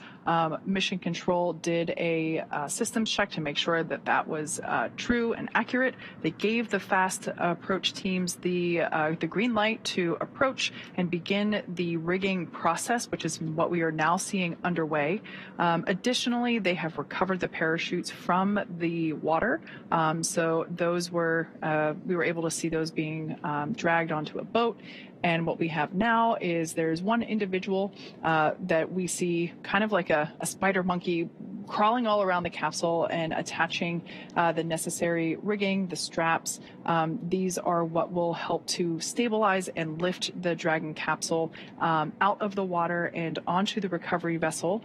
For tonight's operations, we are using our Atlantic Coast recovery vessel, Megan, and we, hopefully in probably like 30-ish minutes from now, it kind of varies depending on the sea states, which, as we can see, a little bit more waves than some other missions, but still well within the limits for recovery, really probably unfazing to the individuals that are out here doing the work as they train extensively for these operations, whether it's daytime or nighttime. So obviously we can see one person there working to secure that strap around the base of the service section of the Dragon capsule, and that is one of the primary stabilization strap rings that will help to lift the capsule out of the water and onto the Dragon's nest on board Megan.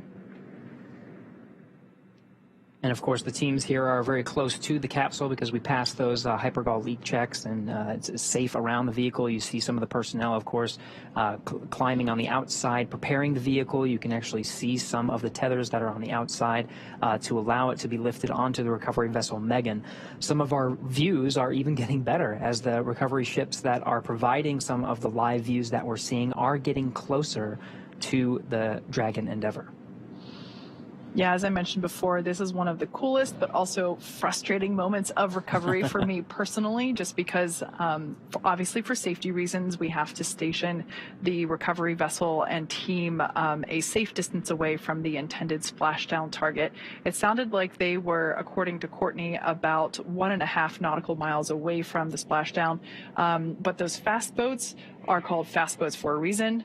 The primary recovery vessel, Megan, is not a fast boat, so it does take about 30 minutes for it to reach that the capsule, essentially. So it's great because we see the views get closer and closer slowly, but just because I love to see the action as soon as possible, I wish it was a little bit closer, but that's just me. It's great to get some of these thermal images. Of course, over on the East Coast, it's well past midnight, so very dark out there, but still getting some fantastic views. The recovery forces are not necessarily getting our views. You know, they don't have the thermal cameras. They're getting eyes on the vehicle. This is what they're saying. This is an precisely actual visible spectrum. Yes, with the visible spectrum, because of course the vehicle is being lit by spotlights, and you can see the fast boat itself has lights. So there's plenty of opportunities to make sure they have the capsule well within view, and all the teams that are surrounding and different recovery ships and different recovery vessels are aware of the capsule's presence.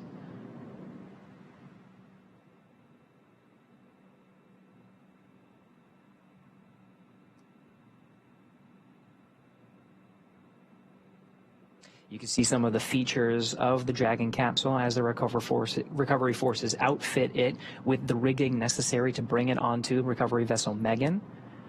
Some of the circles you see in front of the individual that's on the Dragon capsule, that's where those parachutes were deployed from.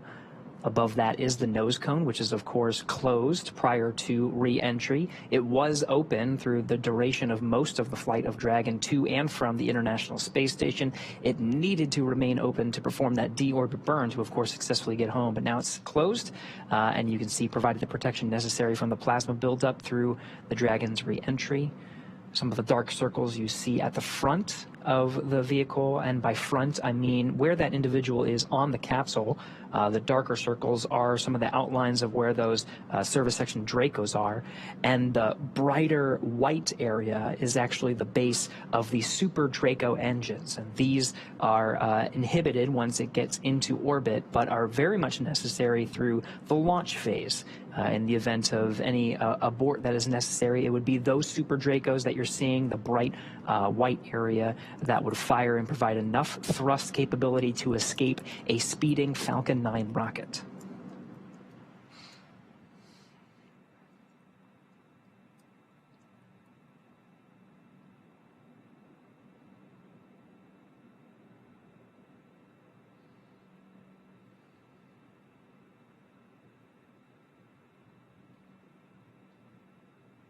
Once again, we can see the recovery vessel Megan making its way closer and closer to the Dragon Endeavour capsule, which has splashed down off the Atlantic coast of Florida.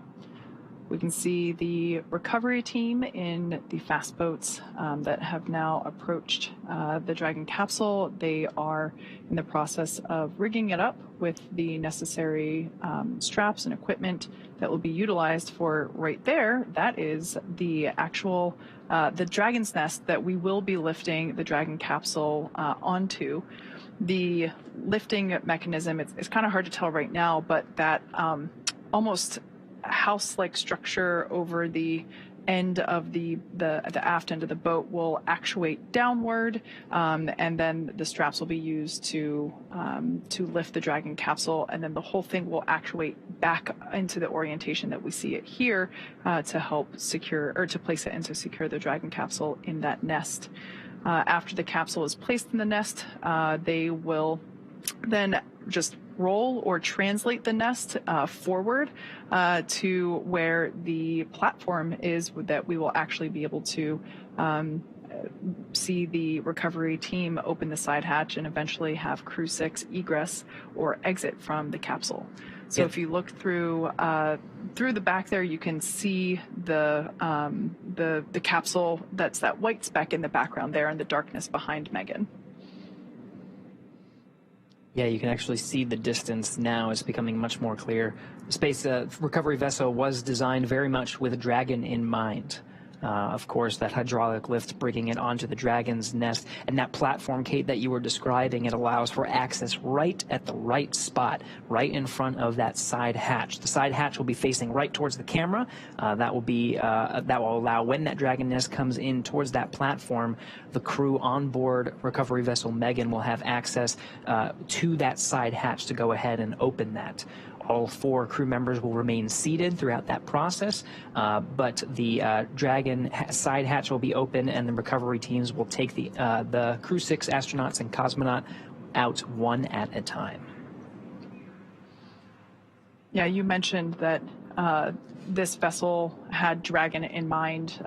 You couldn't be more correct. When SpaceX acquired this vessel, we actually have 2 of them, one for Atlantic operations, one for Gulf operations, and both of them are pretty identical. They all each have a lifting mechanism, a nest.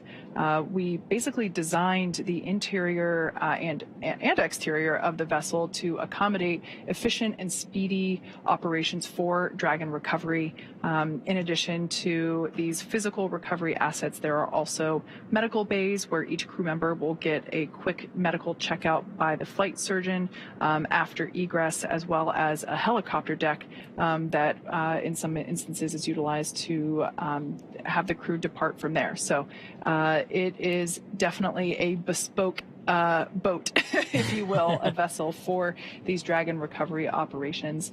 And it's quite necessary because we want to make sure that these operations are as efficient as possible. We don't want to leave the crew in the water or in the capsule any longer than they need to be. So we really try to make sure that this is as efficient as possible. And certainly this vessel, both vessels, because like I said, they're pretty much mirror images for both Gulf and Atlantic coast operations. Make sure that they are as smooth as possible. And we're just about 23 minutes from the time of splashdown. Again, that splashdown time 12:17 a.m. Eastern Time, 9:17 p.m. Pacific. So we're already closing in on the vehicle. The recovery teams up at this point, just to do a quick recap, have done initial checks of the spacecraft to make sure there was no hypergol leaks, any hazardous gases or materials, just to do a quick sniff check and make sure that the spacecraft was safe to approach. Once that was cleared, we saw some individuals on the Dragon capsule outfitting it with the rigging necessary for those straps you see on recovery vessel Megan. That hydraulic lift will bend forward and be attached to the Dragon capsule and be lifted off right onto that beautiful, perfectly Dragon-designed little disc you see on the Dragon nest. That's where Dragon will rest very comfortably to allow access to the crew. So that has happened over the past 24 minutes or so. And we are making great progress right on the timeline for the recovery ship to arrive. Dragon, SpaceX, be advised, we're transitioning the forward link over to the recovery vessel. Comm will be unavailable for approximately 5 minutes. SpaceX Dragon top.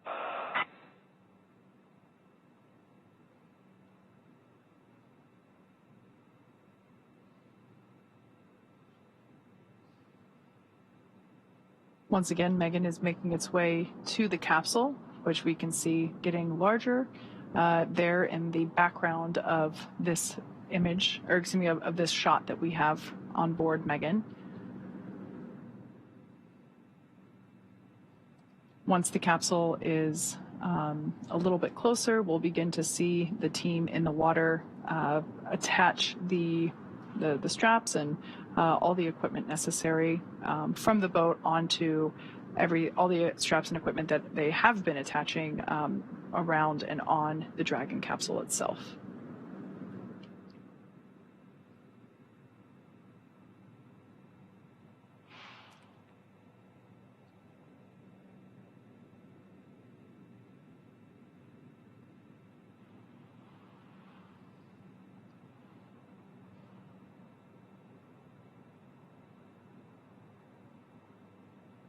We can see the recovery team member who is the individual that basically crawls around on top of the capsule itself, still on there.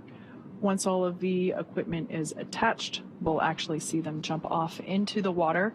I imagine that for that person, that is probably one of the most exciting parts of their job. Definitely not something that I personally would look forward to. Something else that we also sometimes see with these night recoveries is due to the lights near the water, bugs will be attracted occasionally, as well as smaller fish. And so we might actually see some dolphins as we have in the past. Sometimes they come out because the hunting is maybe a little easier with them attracted to the water surface with all the light. Obviously, we need lots of light to ensure safe operations as we're progressing through these recovery steps.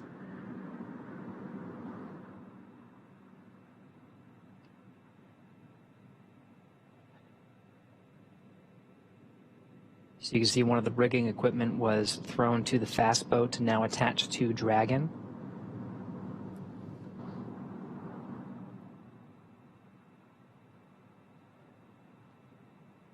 Again, this is on a hydraulic lift that will safely lift a Dragon capsule out of the water and onto that disc you see at the bottom of your screen. The recovery forces here have trained time and time again for this operation, have a good sense of what to do in this particular scenario. This is one of the better case scenarios for Dragon. We talked about it landing in a stable 1 configuration. That would be lifting the capsule off when it's upright. There are different configurations that the crews are trained to accommodate.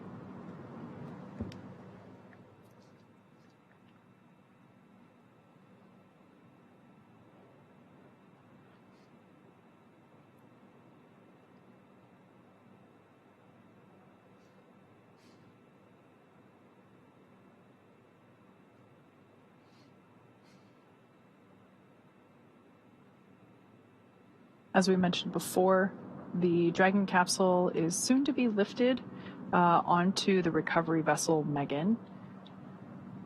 It will then, once it's in the Dragon's nest there that we can see on screen, it'll be pulled forward to the recovery platform, which is currently off screen, but we'll get a view of that later on whenever Dragon is in place. The crew will egress. They will... Dragon, SpaceX, forward link transition complete. Com check. SpaceX Dragon, have you line clear? Glad to hear from you. An update.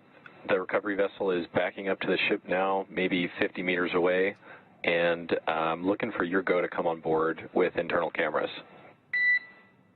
SpaceX Dragon, come on board. Copy.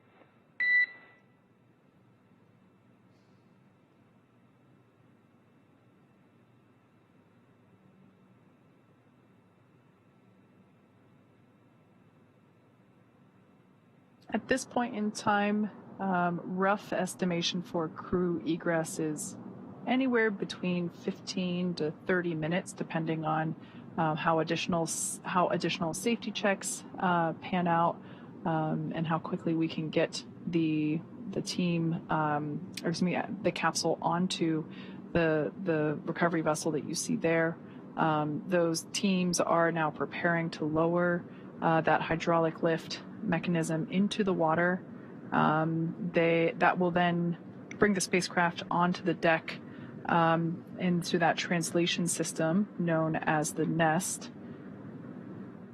The capsule will remain there during crew extraction as well as throughout the journey back to port.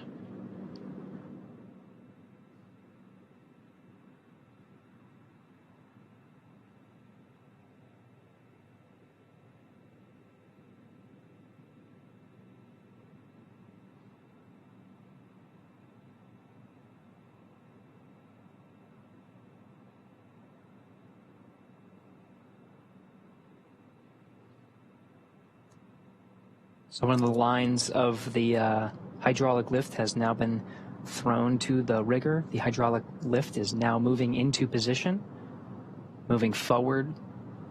This is the position that allows the initial lift of the Dragon capsule out of the Atlantic Ocean and then onto the Dragon nest. Dragon, SpaceX rigging complete. Approximately 5 minutes until capsule lift.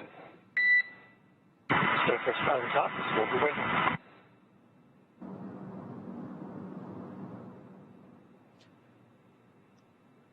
So the clock starts now at 9:48 p.m. Pacific time, 12:48 a.m. Eastern time. We'll be looking for Dragon to be lifted out of the water at approximately 9:53 p.m. Pacific, 12:53 a.m. Eastern.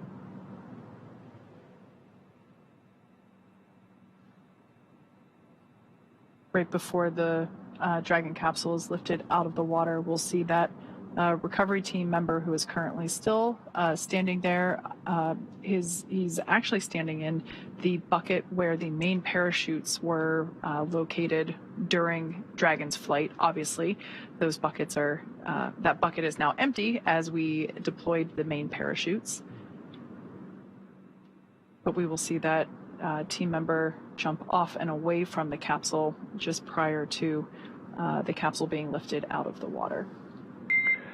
Dragon, brace for capsule lift. There they go. SpaceX Dragon will brace.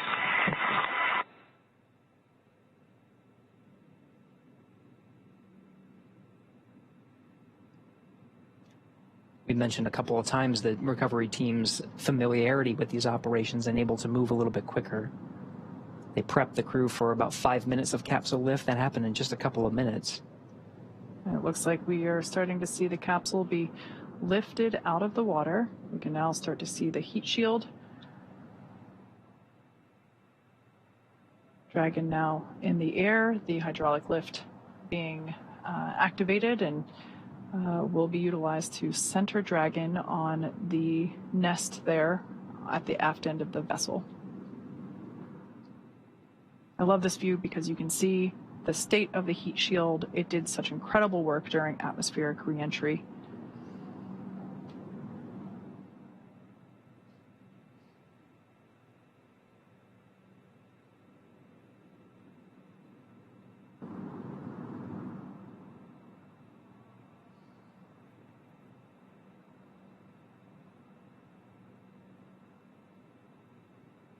Dragon Endeavour now placed into the nest of our recovery vessel, Megan.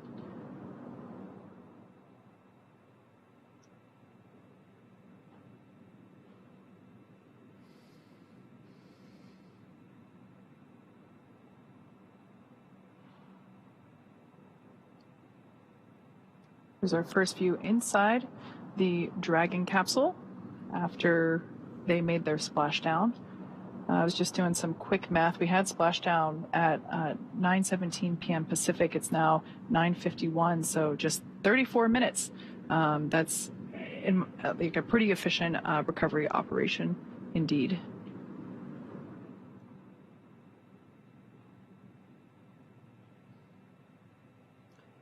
See the cabin lights on the inside the Dragon are off as the crew patiently waits for the recovery forces to do their job and get them out of the water and, of course, ready for egress. Dragon, I'm happy to see you safe and sound on board. Personnel are completing their final checks. Stand by for translation across the deck to the egress platform. SpaceX Dragon copies. We'll be waiting.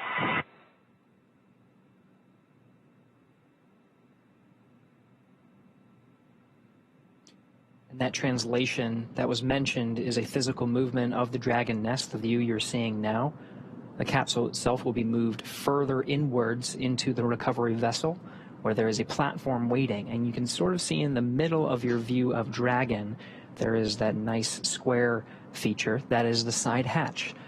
When the Dragon nest moves into the recovery vessel towards that platform, it allows the recovery teams that are on that platform to perform the operations of opening the hatch. The teams you've seen so far have been responsible for the rigging and the operation of the hydraulic lift to bring the Dragon capsule onto the Dragon nest. Now they'll hand it over to the teams that will get the Crew-6 astronaut and cosmonaut safely out of the capsule. Yeah, it's important to note that all 4 crew members will be getting assistance from the recovery teams while they exit the capsule. It's the same process for any returning crew from a long duration mission.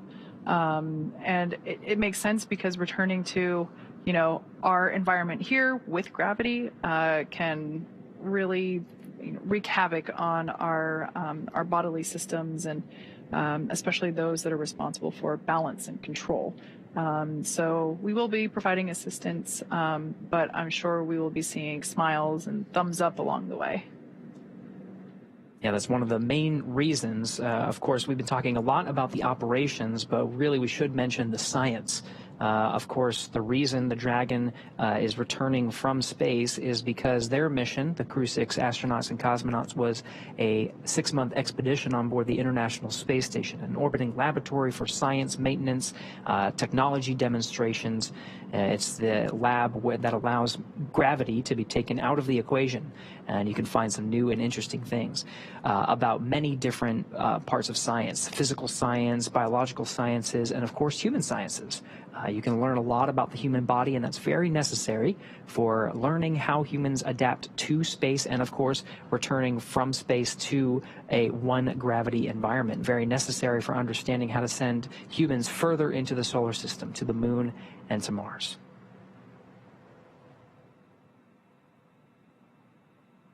So we're now standing by for translation of the Dragon capsule to the recovery platform.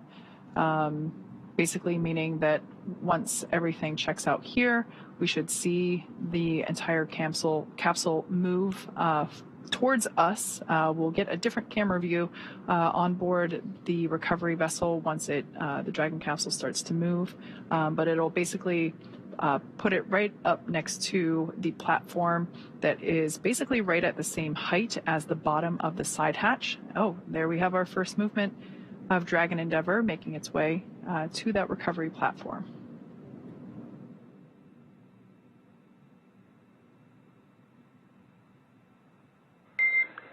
Dragon, I'm noticing the cabin lights are off. I'm wondering if you had them off specifically for re-entry. SpaceX Dragon, we did, and you turned them on us. We were enjoying the nice calm lighting. What do you turn the back off again?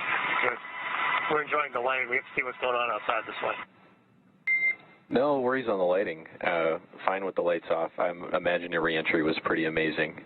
Side hatch opening should be any minute now, and I think that's about it for me working with you all tonight. It's great to see you back. Steve, Woody, Sultan, Andrey, happy to have you back home safe. And we're happy to be back, and we look forward to catching up with you again real soon. Take care.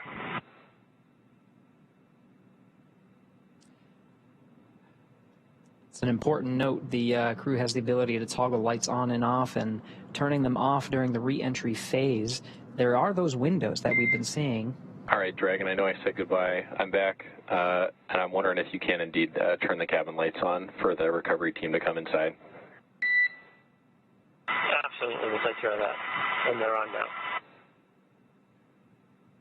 So we'll be seeing those lights turn on here momentarily, but again, they've been off in this configuration, so if you're trying to imagine what the crew was experiencing during re-entry, it was with the darkness, but there are those windows on the Dragon itself, and through the plasma buildup, they were able to see some of the plasma come through the windows and really get to experience the full experience that is re-entering from space into the Earth's atmosphere, and just sit back and relax and enjoy it.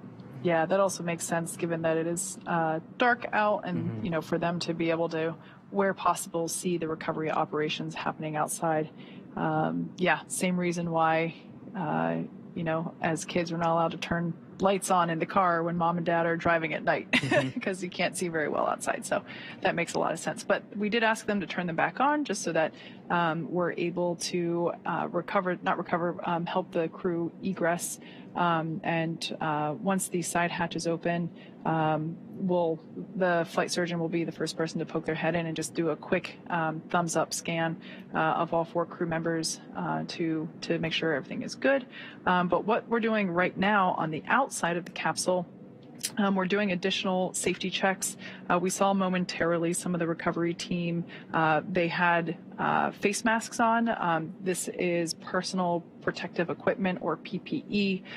It's basically a respirator to allow them to breathe clean air. They're just going to do some additional sniff tests for any lingering hypergol vapors. Once again, the onboard propellants that we use, nitrogen tetroxide and monomethylhydrazine, are toxic if you know, we come into contact with them or we breathe those vapors. So just that, once again, ensuring full safety for the recovery team on board, as well as the crew, as we prepare to open that side hatch. We want to make sure that none of those vapors are lingering. Side hatch, if we get these views from the inside, we'll also be able to alternate from the outside, is now open. You see the recovery team is open and waving to the crew. First humans that the Crew-6 has seen on the ground in 6 months. Looks like we got some fist bump action, thumbs up. Seems like the crew is in pretty good spirits after their journey back home. We're not getting audio, but I am getting reports that on the recovery ship there was a big round of applause from all the recovery team on recovery vessel Megan as soon as that side hatch opened for the crew, congratulating them on a successful mission and successful return home.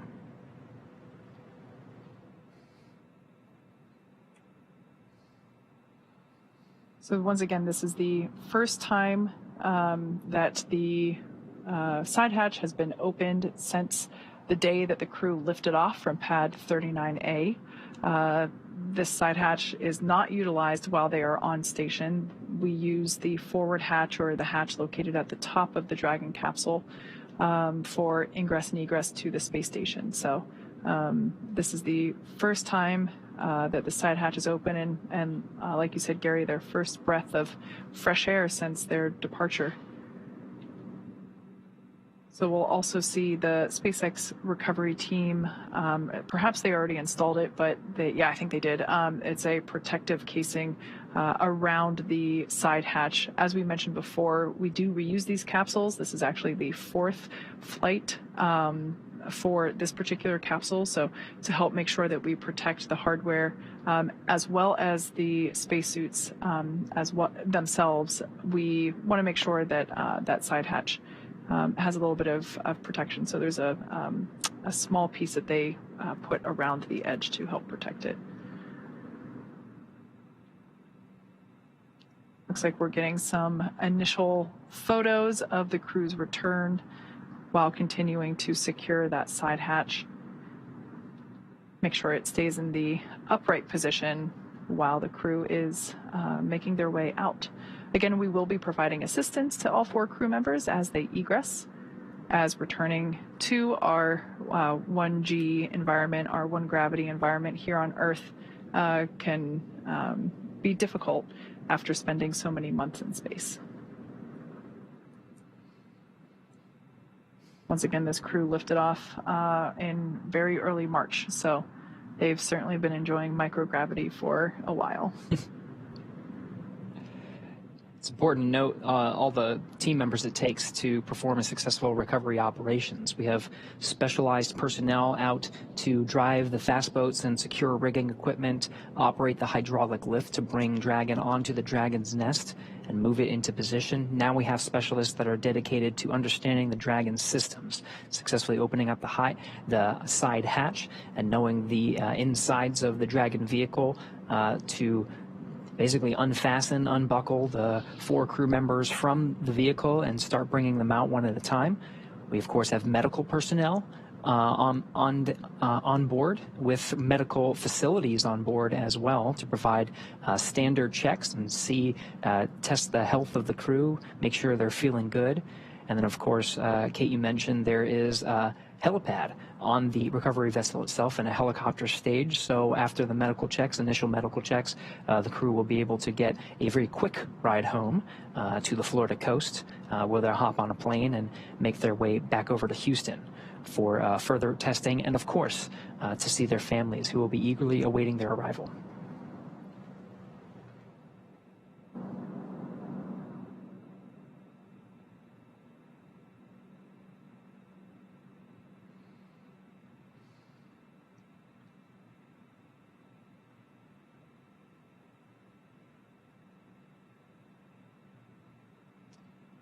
It's important to note that Stephen, Woody, Sultan, Andrey will be getting assistance from these recovery teams while exiting the capsule. This is the same process for any returning long-duration crew members, as returning to the gravity environment can be a big toll on the vestibular system, responsible for maintaining balance and motion. So safety, again, is our #1 priority with this operation. You'll see the crew members helped out of the capsule one by one and assisted the few feet to the medical quarters aboard the boat. If you've ever watched crews return on a Soyuz, this is the same process when astronauts are carried from the capsule to waiting chairs and then carried to waiting medical tents. This is also a period where anytime critical cargo can be recovered from the spacecraft, they're positioned right underneath the crew members, and they can be brought back into port relatively quickly. Once the ship and capsule return to shore, the recovery team will perform additional inspections before loading Dragon onto a flatbed truck at the SpaceX facility in Cape Canaveral for post-processing.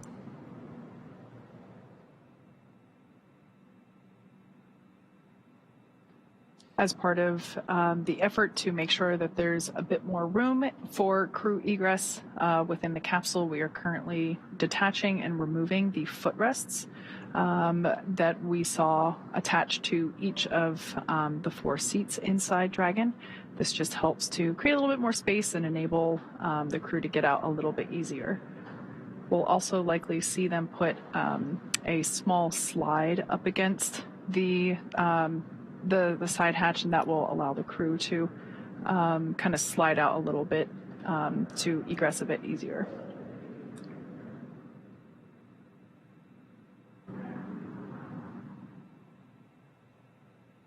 Yep, there's that slide.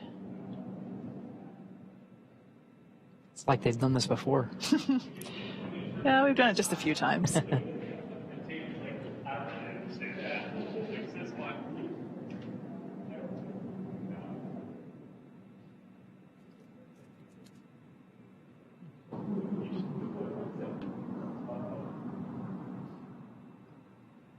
We're now standing by for egress of the Crew-6 team.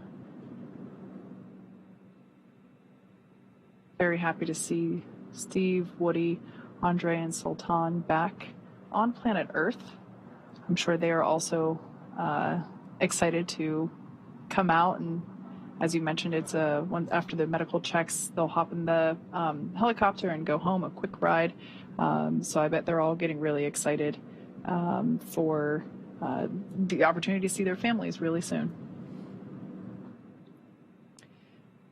And of course, the change of gravity from microgravity to 1G can be taxing on the body. So throughout that whole process, through the medical checks, through the helicopter ride, the plane ride, the crew will have facilities and will have the ability to rest through much of that journey. As, of course, this has been a taxing journey for them, and they'll have well-deserved rest along their journey back home to Houston.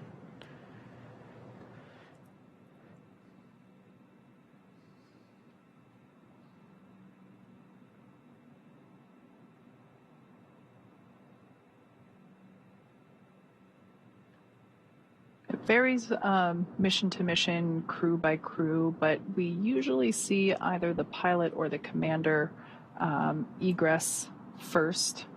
So with this view here, Commander Steve Bowen is in that left seat, and pilot Woody Hoburg is in the seat on the right.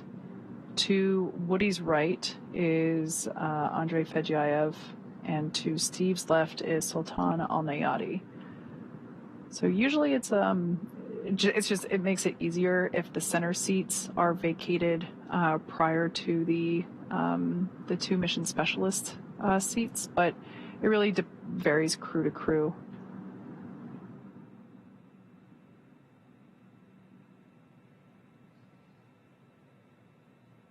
We did see them detach and remove the footrests from all 4 seats to also help add a bit more moving room within the interior of the capsule.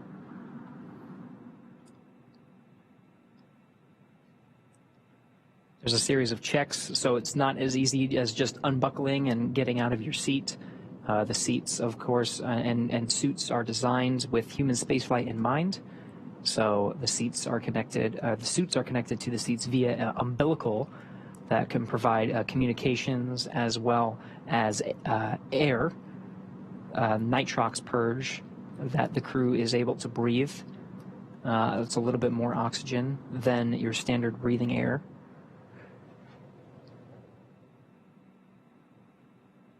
And so there is some technical specifics to get them egressed. So it is quite a process. So we're just standing by for them to get out of their seats. Does look like Steve will be the first out.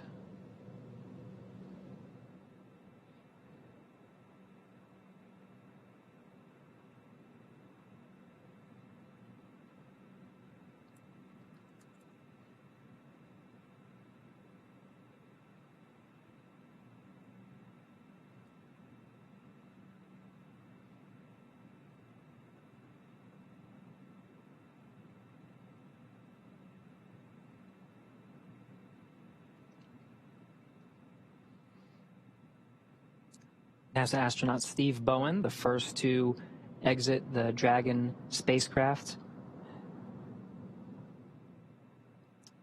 I think I see a big smile on his face. Helped up by the recovery teams.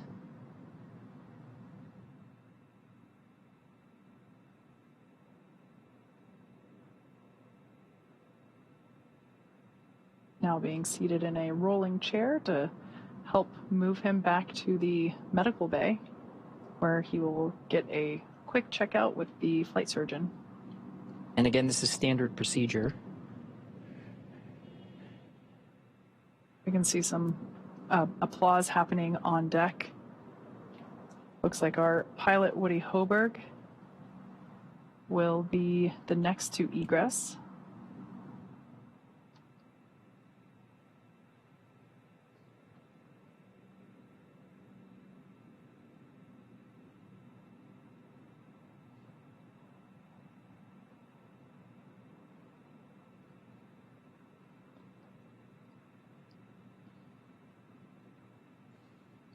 For those of you that have just joined us, we are now standing by for egress of the remaining 3 Crew-6 members. We can now see Woody Hoburg making his way, pilot of Crew-6, making his way down the slide. Looks like some excitement, possibly some more applause happening off camera. Remaining inside are mission specialists Sultan Alneyadi and Andrey Fedyaev. Commander Steve Bowen has already egressed. Some more applause there on the deck of the recovery vessel. Dragon splashed down just under an hour ago at 9:17 p.m. Pacific, 12:17 a.m. Eastern. So just under an hour ago, they made contact with the ocean surface, and here we see them now egressing and beginning the last steps before being able to make their way home. That's right. The 2 NASA astronauts have exited the Dragon spacecraft and are now in the medical facilities as part of the standard procedures and checks necessary before they board the helicopters and take the flight back to shore. Of course, there are the 2 mission specialists left in the capsule. If they follow standard procedure, it should be Andrey Fedyaev that we see egress the capsule next.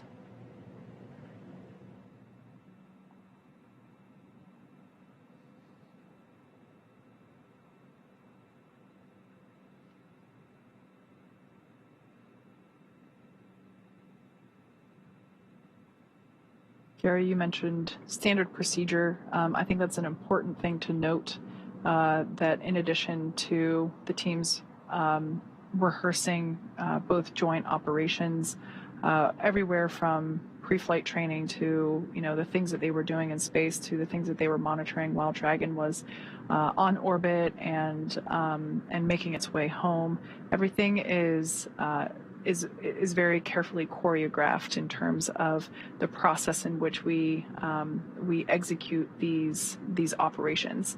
So even from a recovery standpoint, you mentioned before that our recovery times from the first time we did this with humans on Demo 2, again using this same capsule. This capsule has flown 4 times now. Our operations have gotten more efficient, and they are documented step by step. And so, of course, whenever it comes to egress, there is a little bit of flexibility that if a crew member needs or wants to egress sooner than later, we can do that. But generally, as I mentioned before, we do try to vacate the 2 center seats first. We can now see 2 more leg rests being removed footrests being removed from the seats inside the capsule, again, just to create a little bit more room.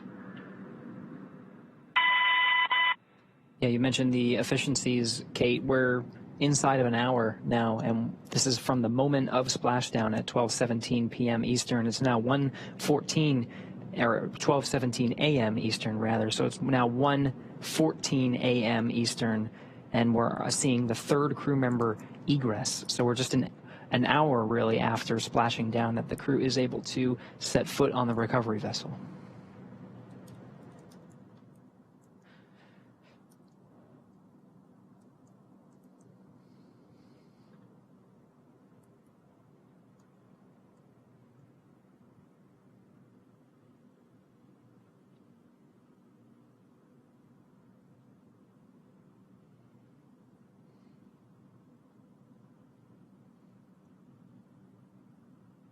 There's Roscosmos cosmonaut Andrey Fedyaev being assisted by the recovery teams onto the rolling chair. He'll also be positioned over to the medical facilities.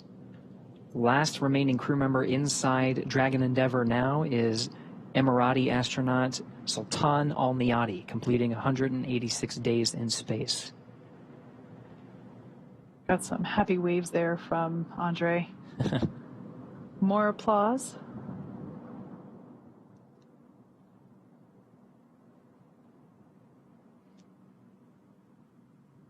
And the last footrest being detached from Sultan Alneyadi's chair.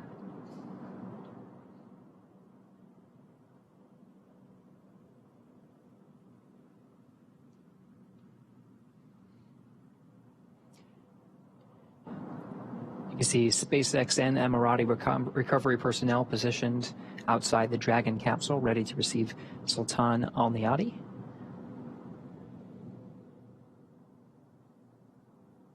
Again, he is the last remaining crew member inside Dragon Endeavour.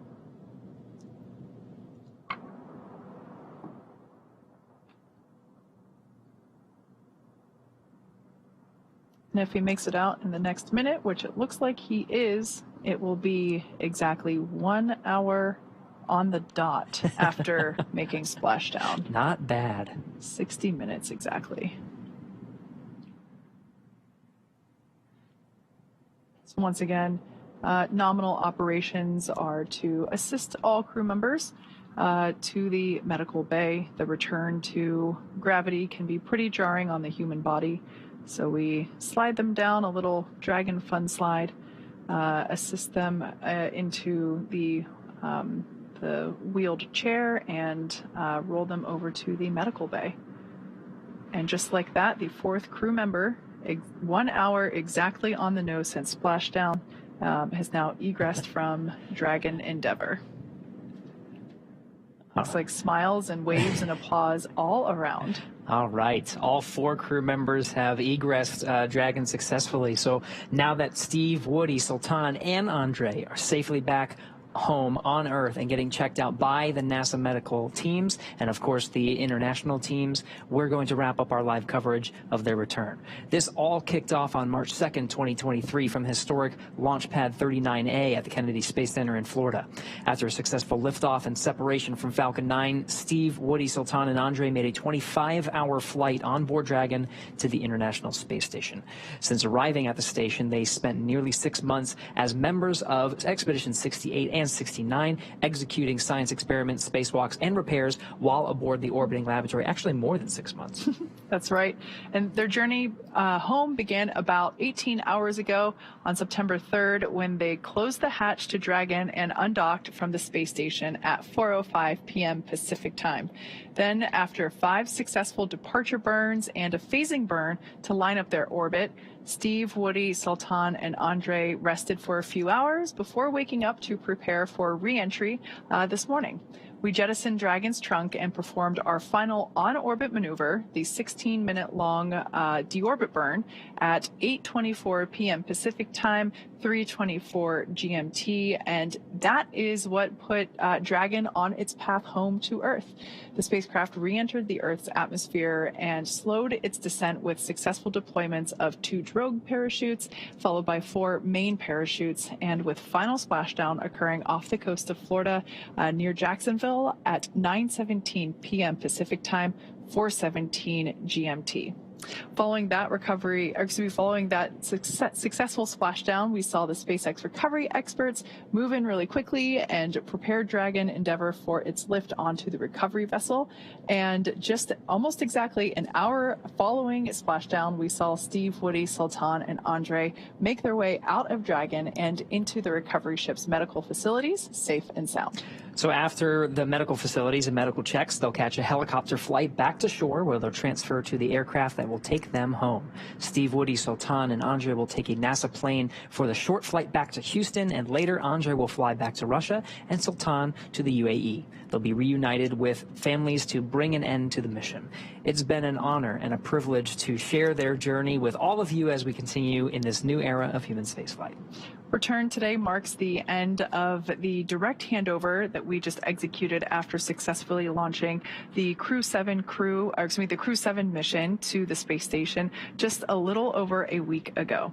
It has been an incredible honor and joy to share this mission with the public. All the teams from SpaceX and NASA continue to work hard to keep America leading the world in human spaceflight. Continue to follow SpaceX and NASA online and on social media for updates for the very latest on crew and cargo flights to and from the International Space Station. And we'll continue to share the progress of Steve, Woody, Sultan, and Andrey on social media as they travel back home. We also have a post-splashdown media telecon coming up at approximately 11 p.m. Pacific, 2 a.m. Eastern, where leadership from NASA, the UAE, SpaceX will share a final update as we conclude this successful mission. So we'll say thank you one more time for tuning in and cheering on Steve, Woody, Sultan, and Andrey as they made their return back to planet Earth. From all of us at NASA and SpaceX, welcome home, Crew-6. So long.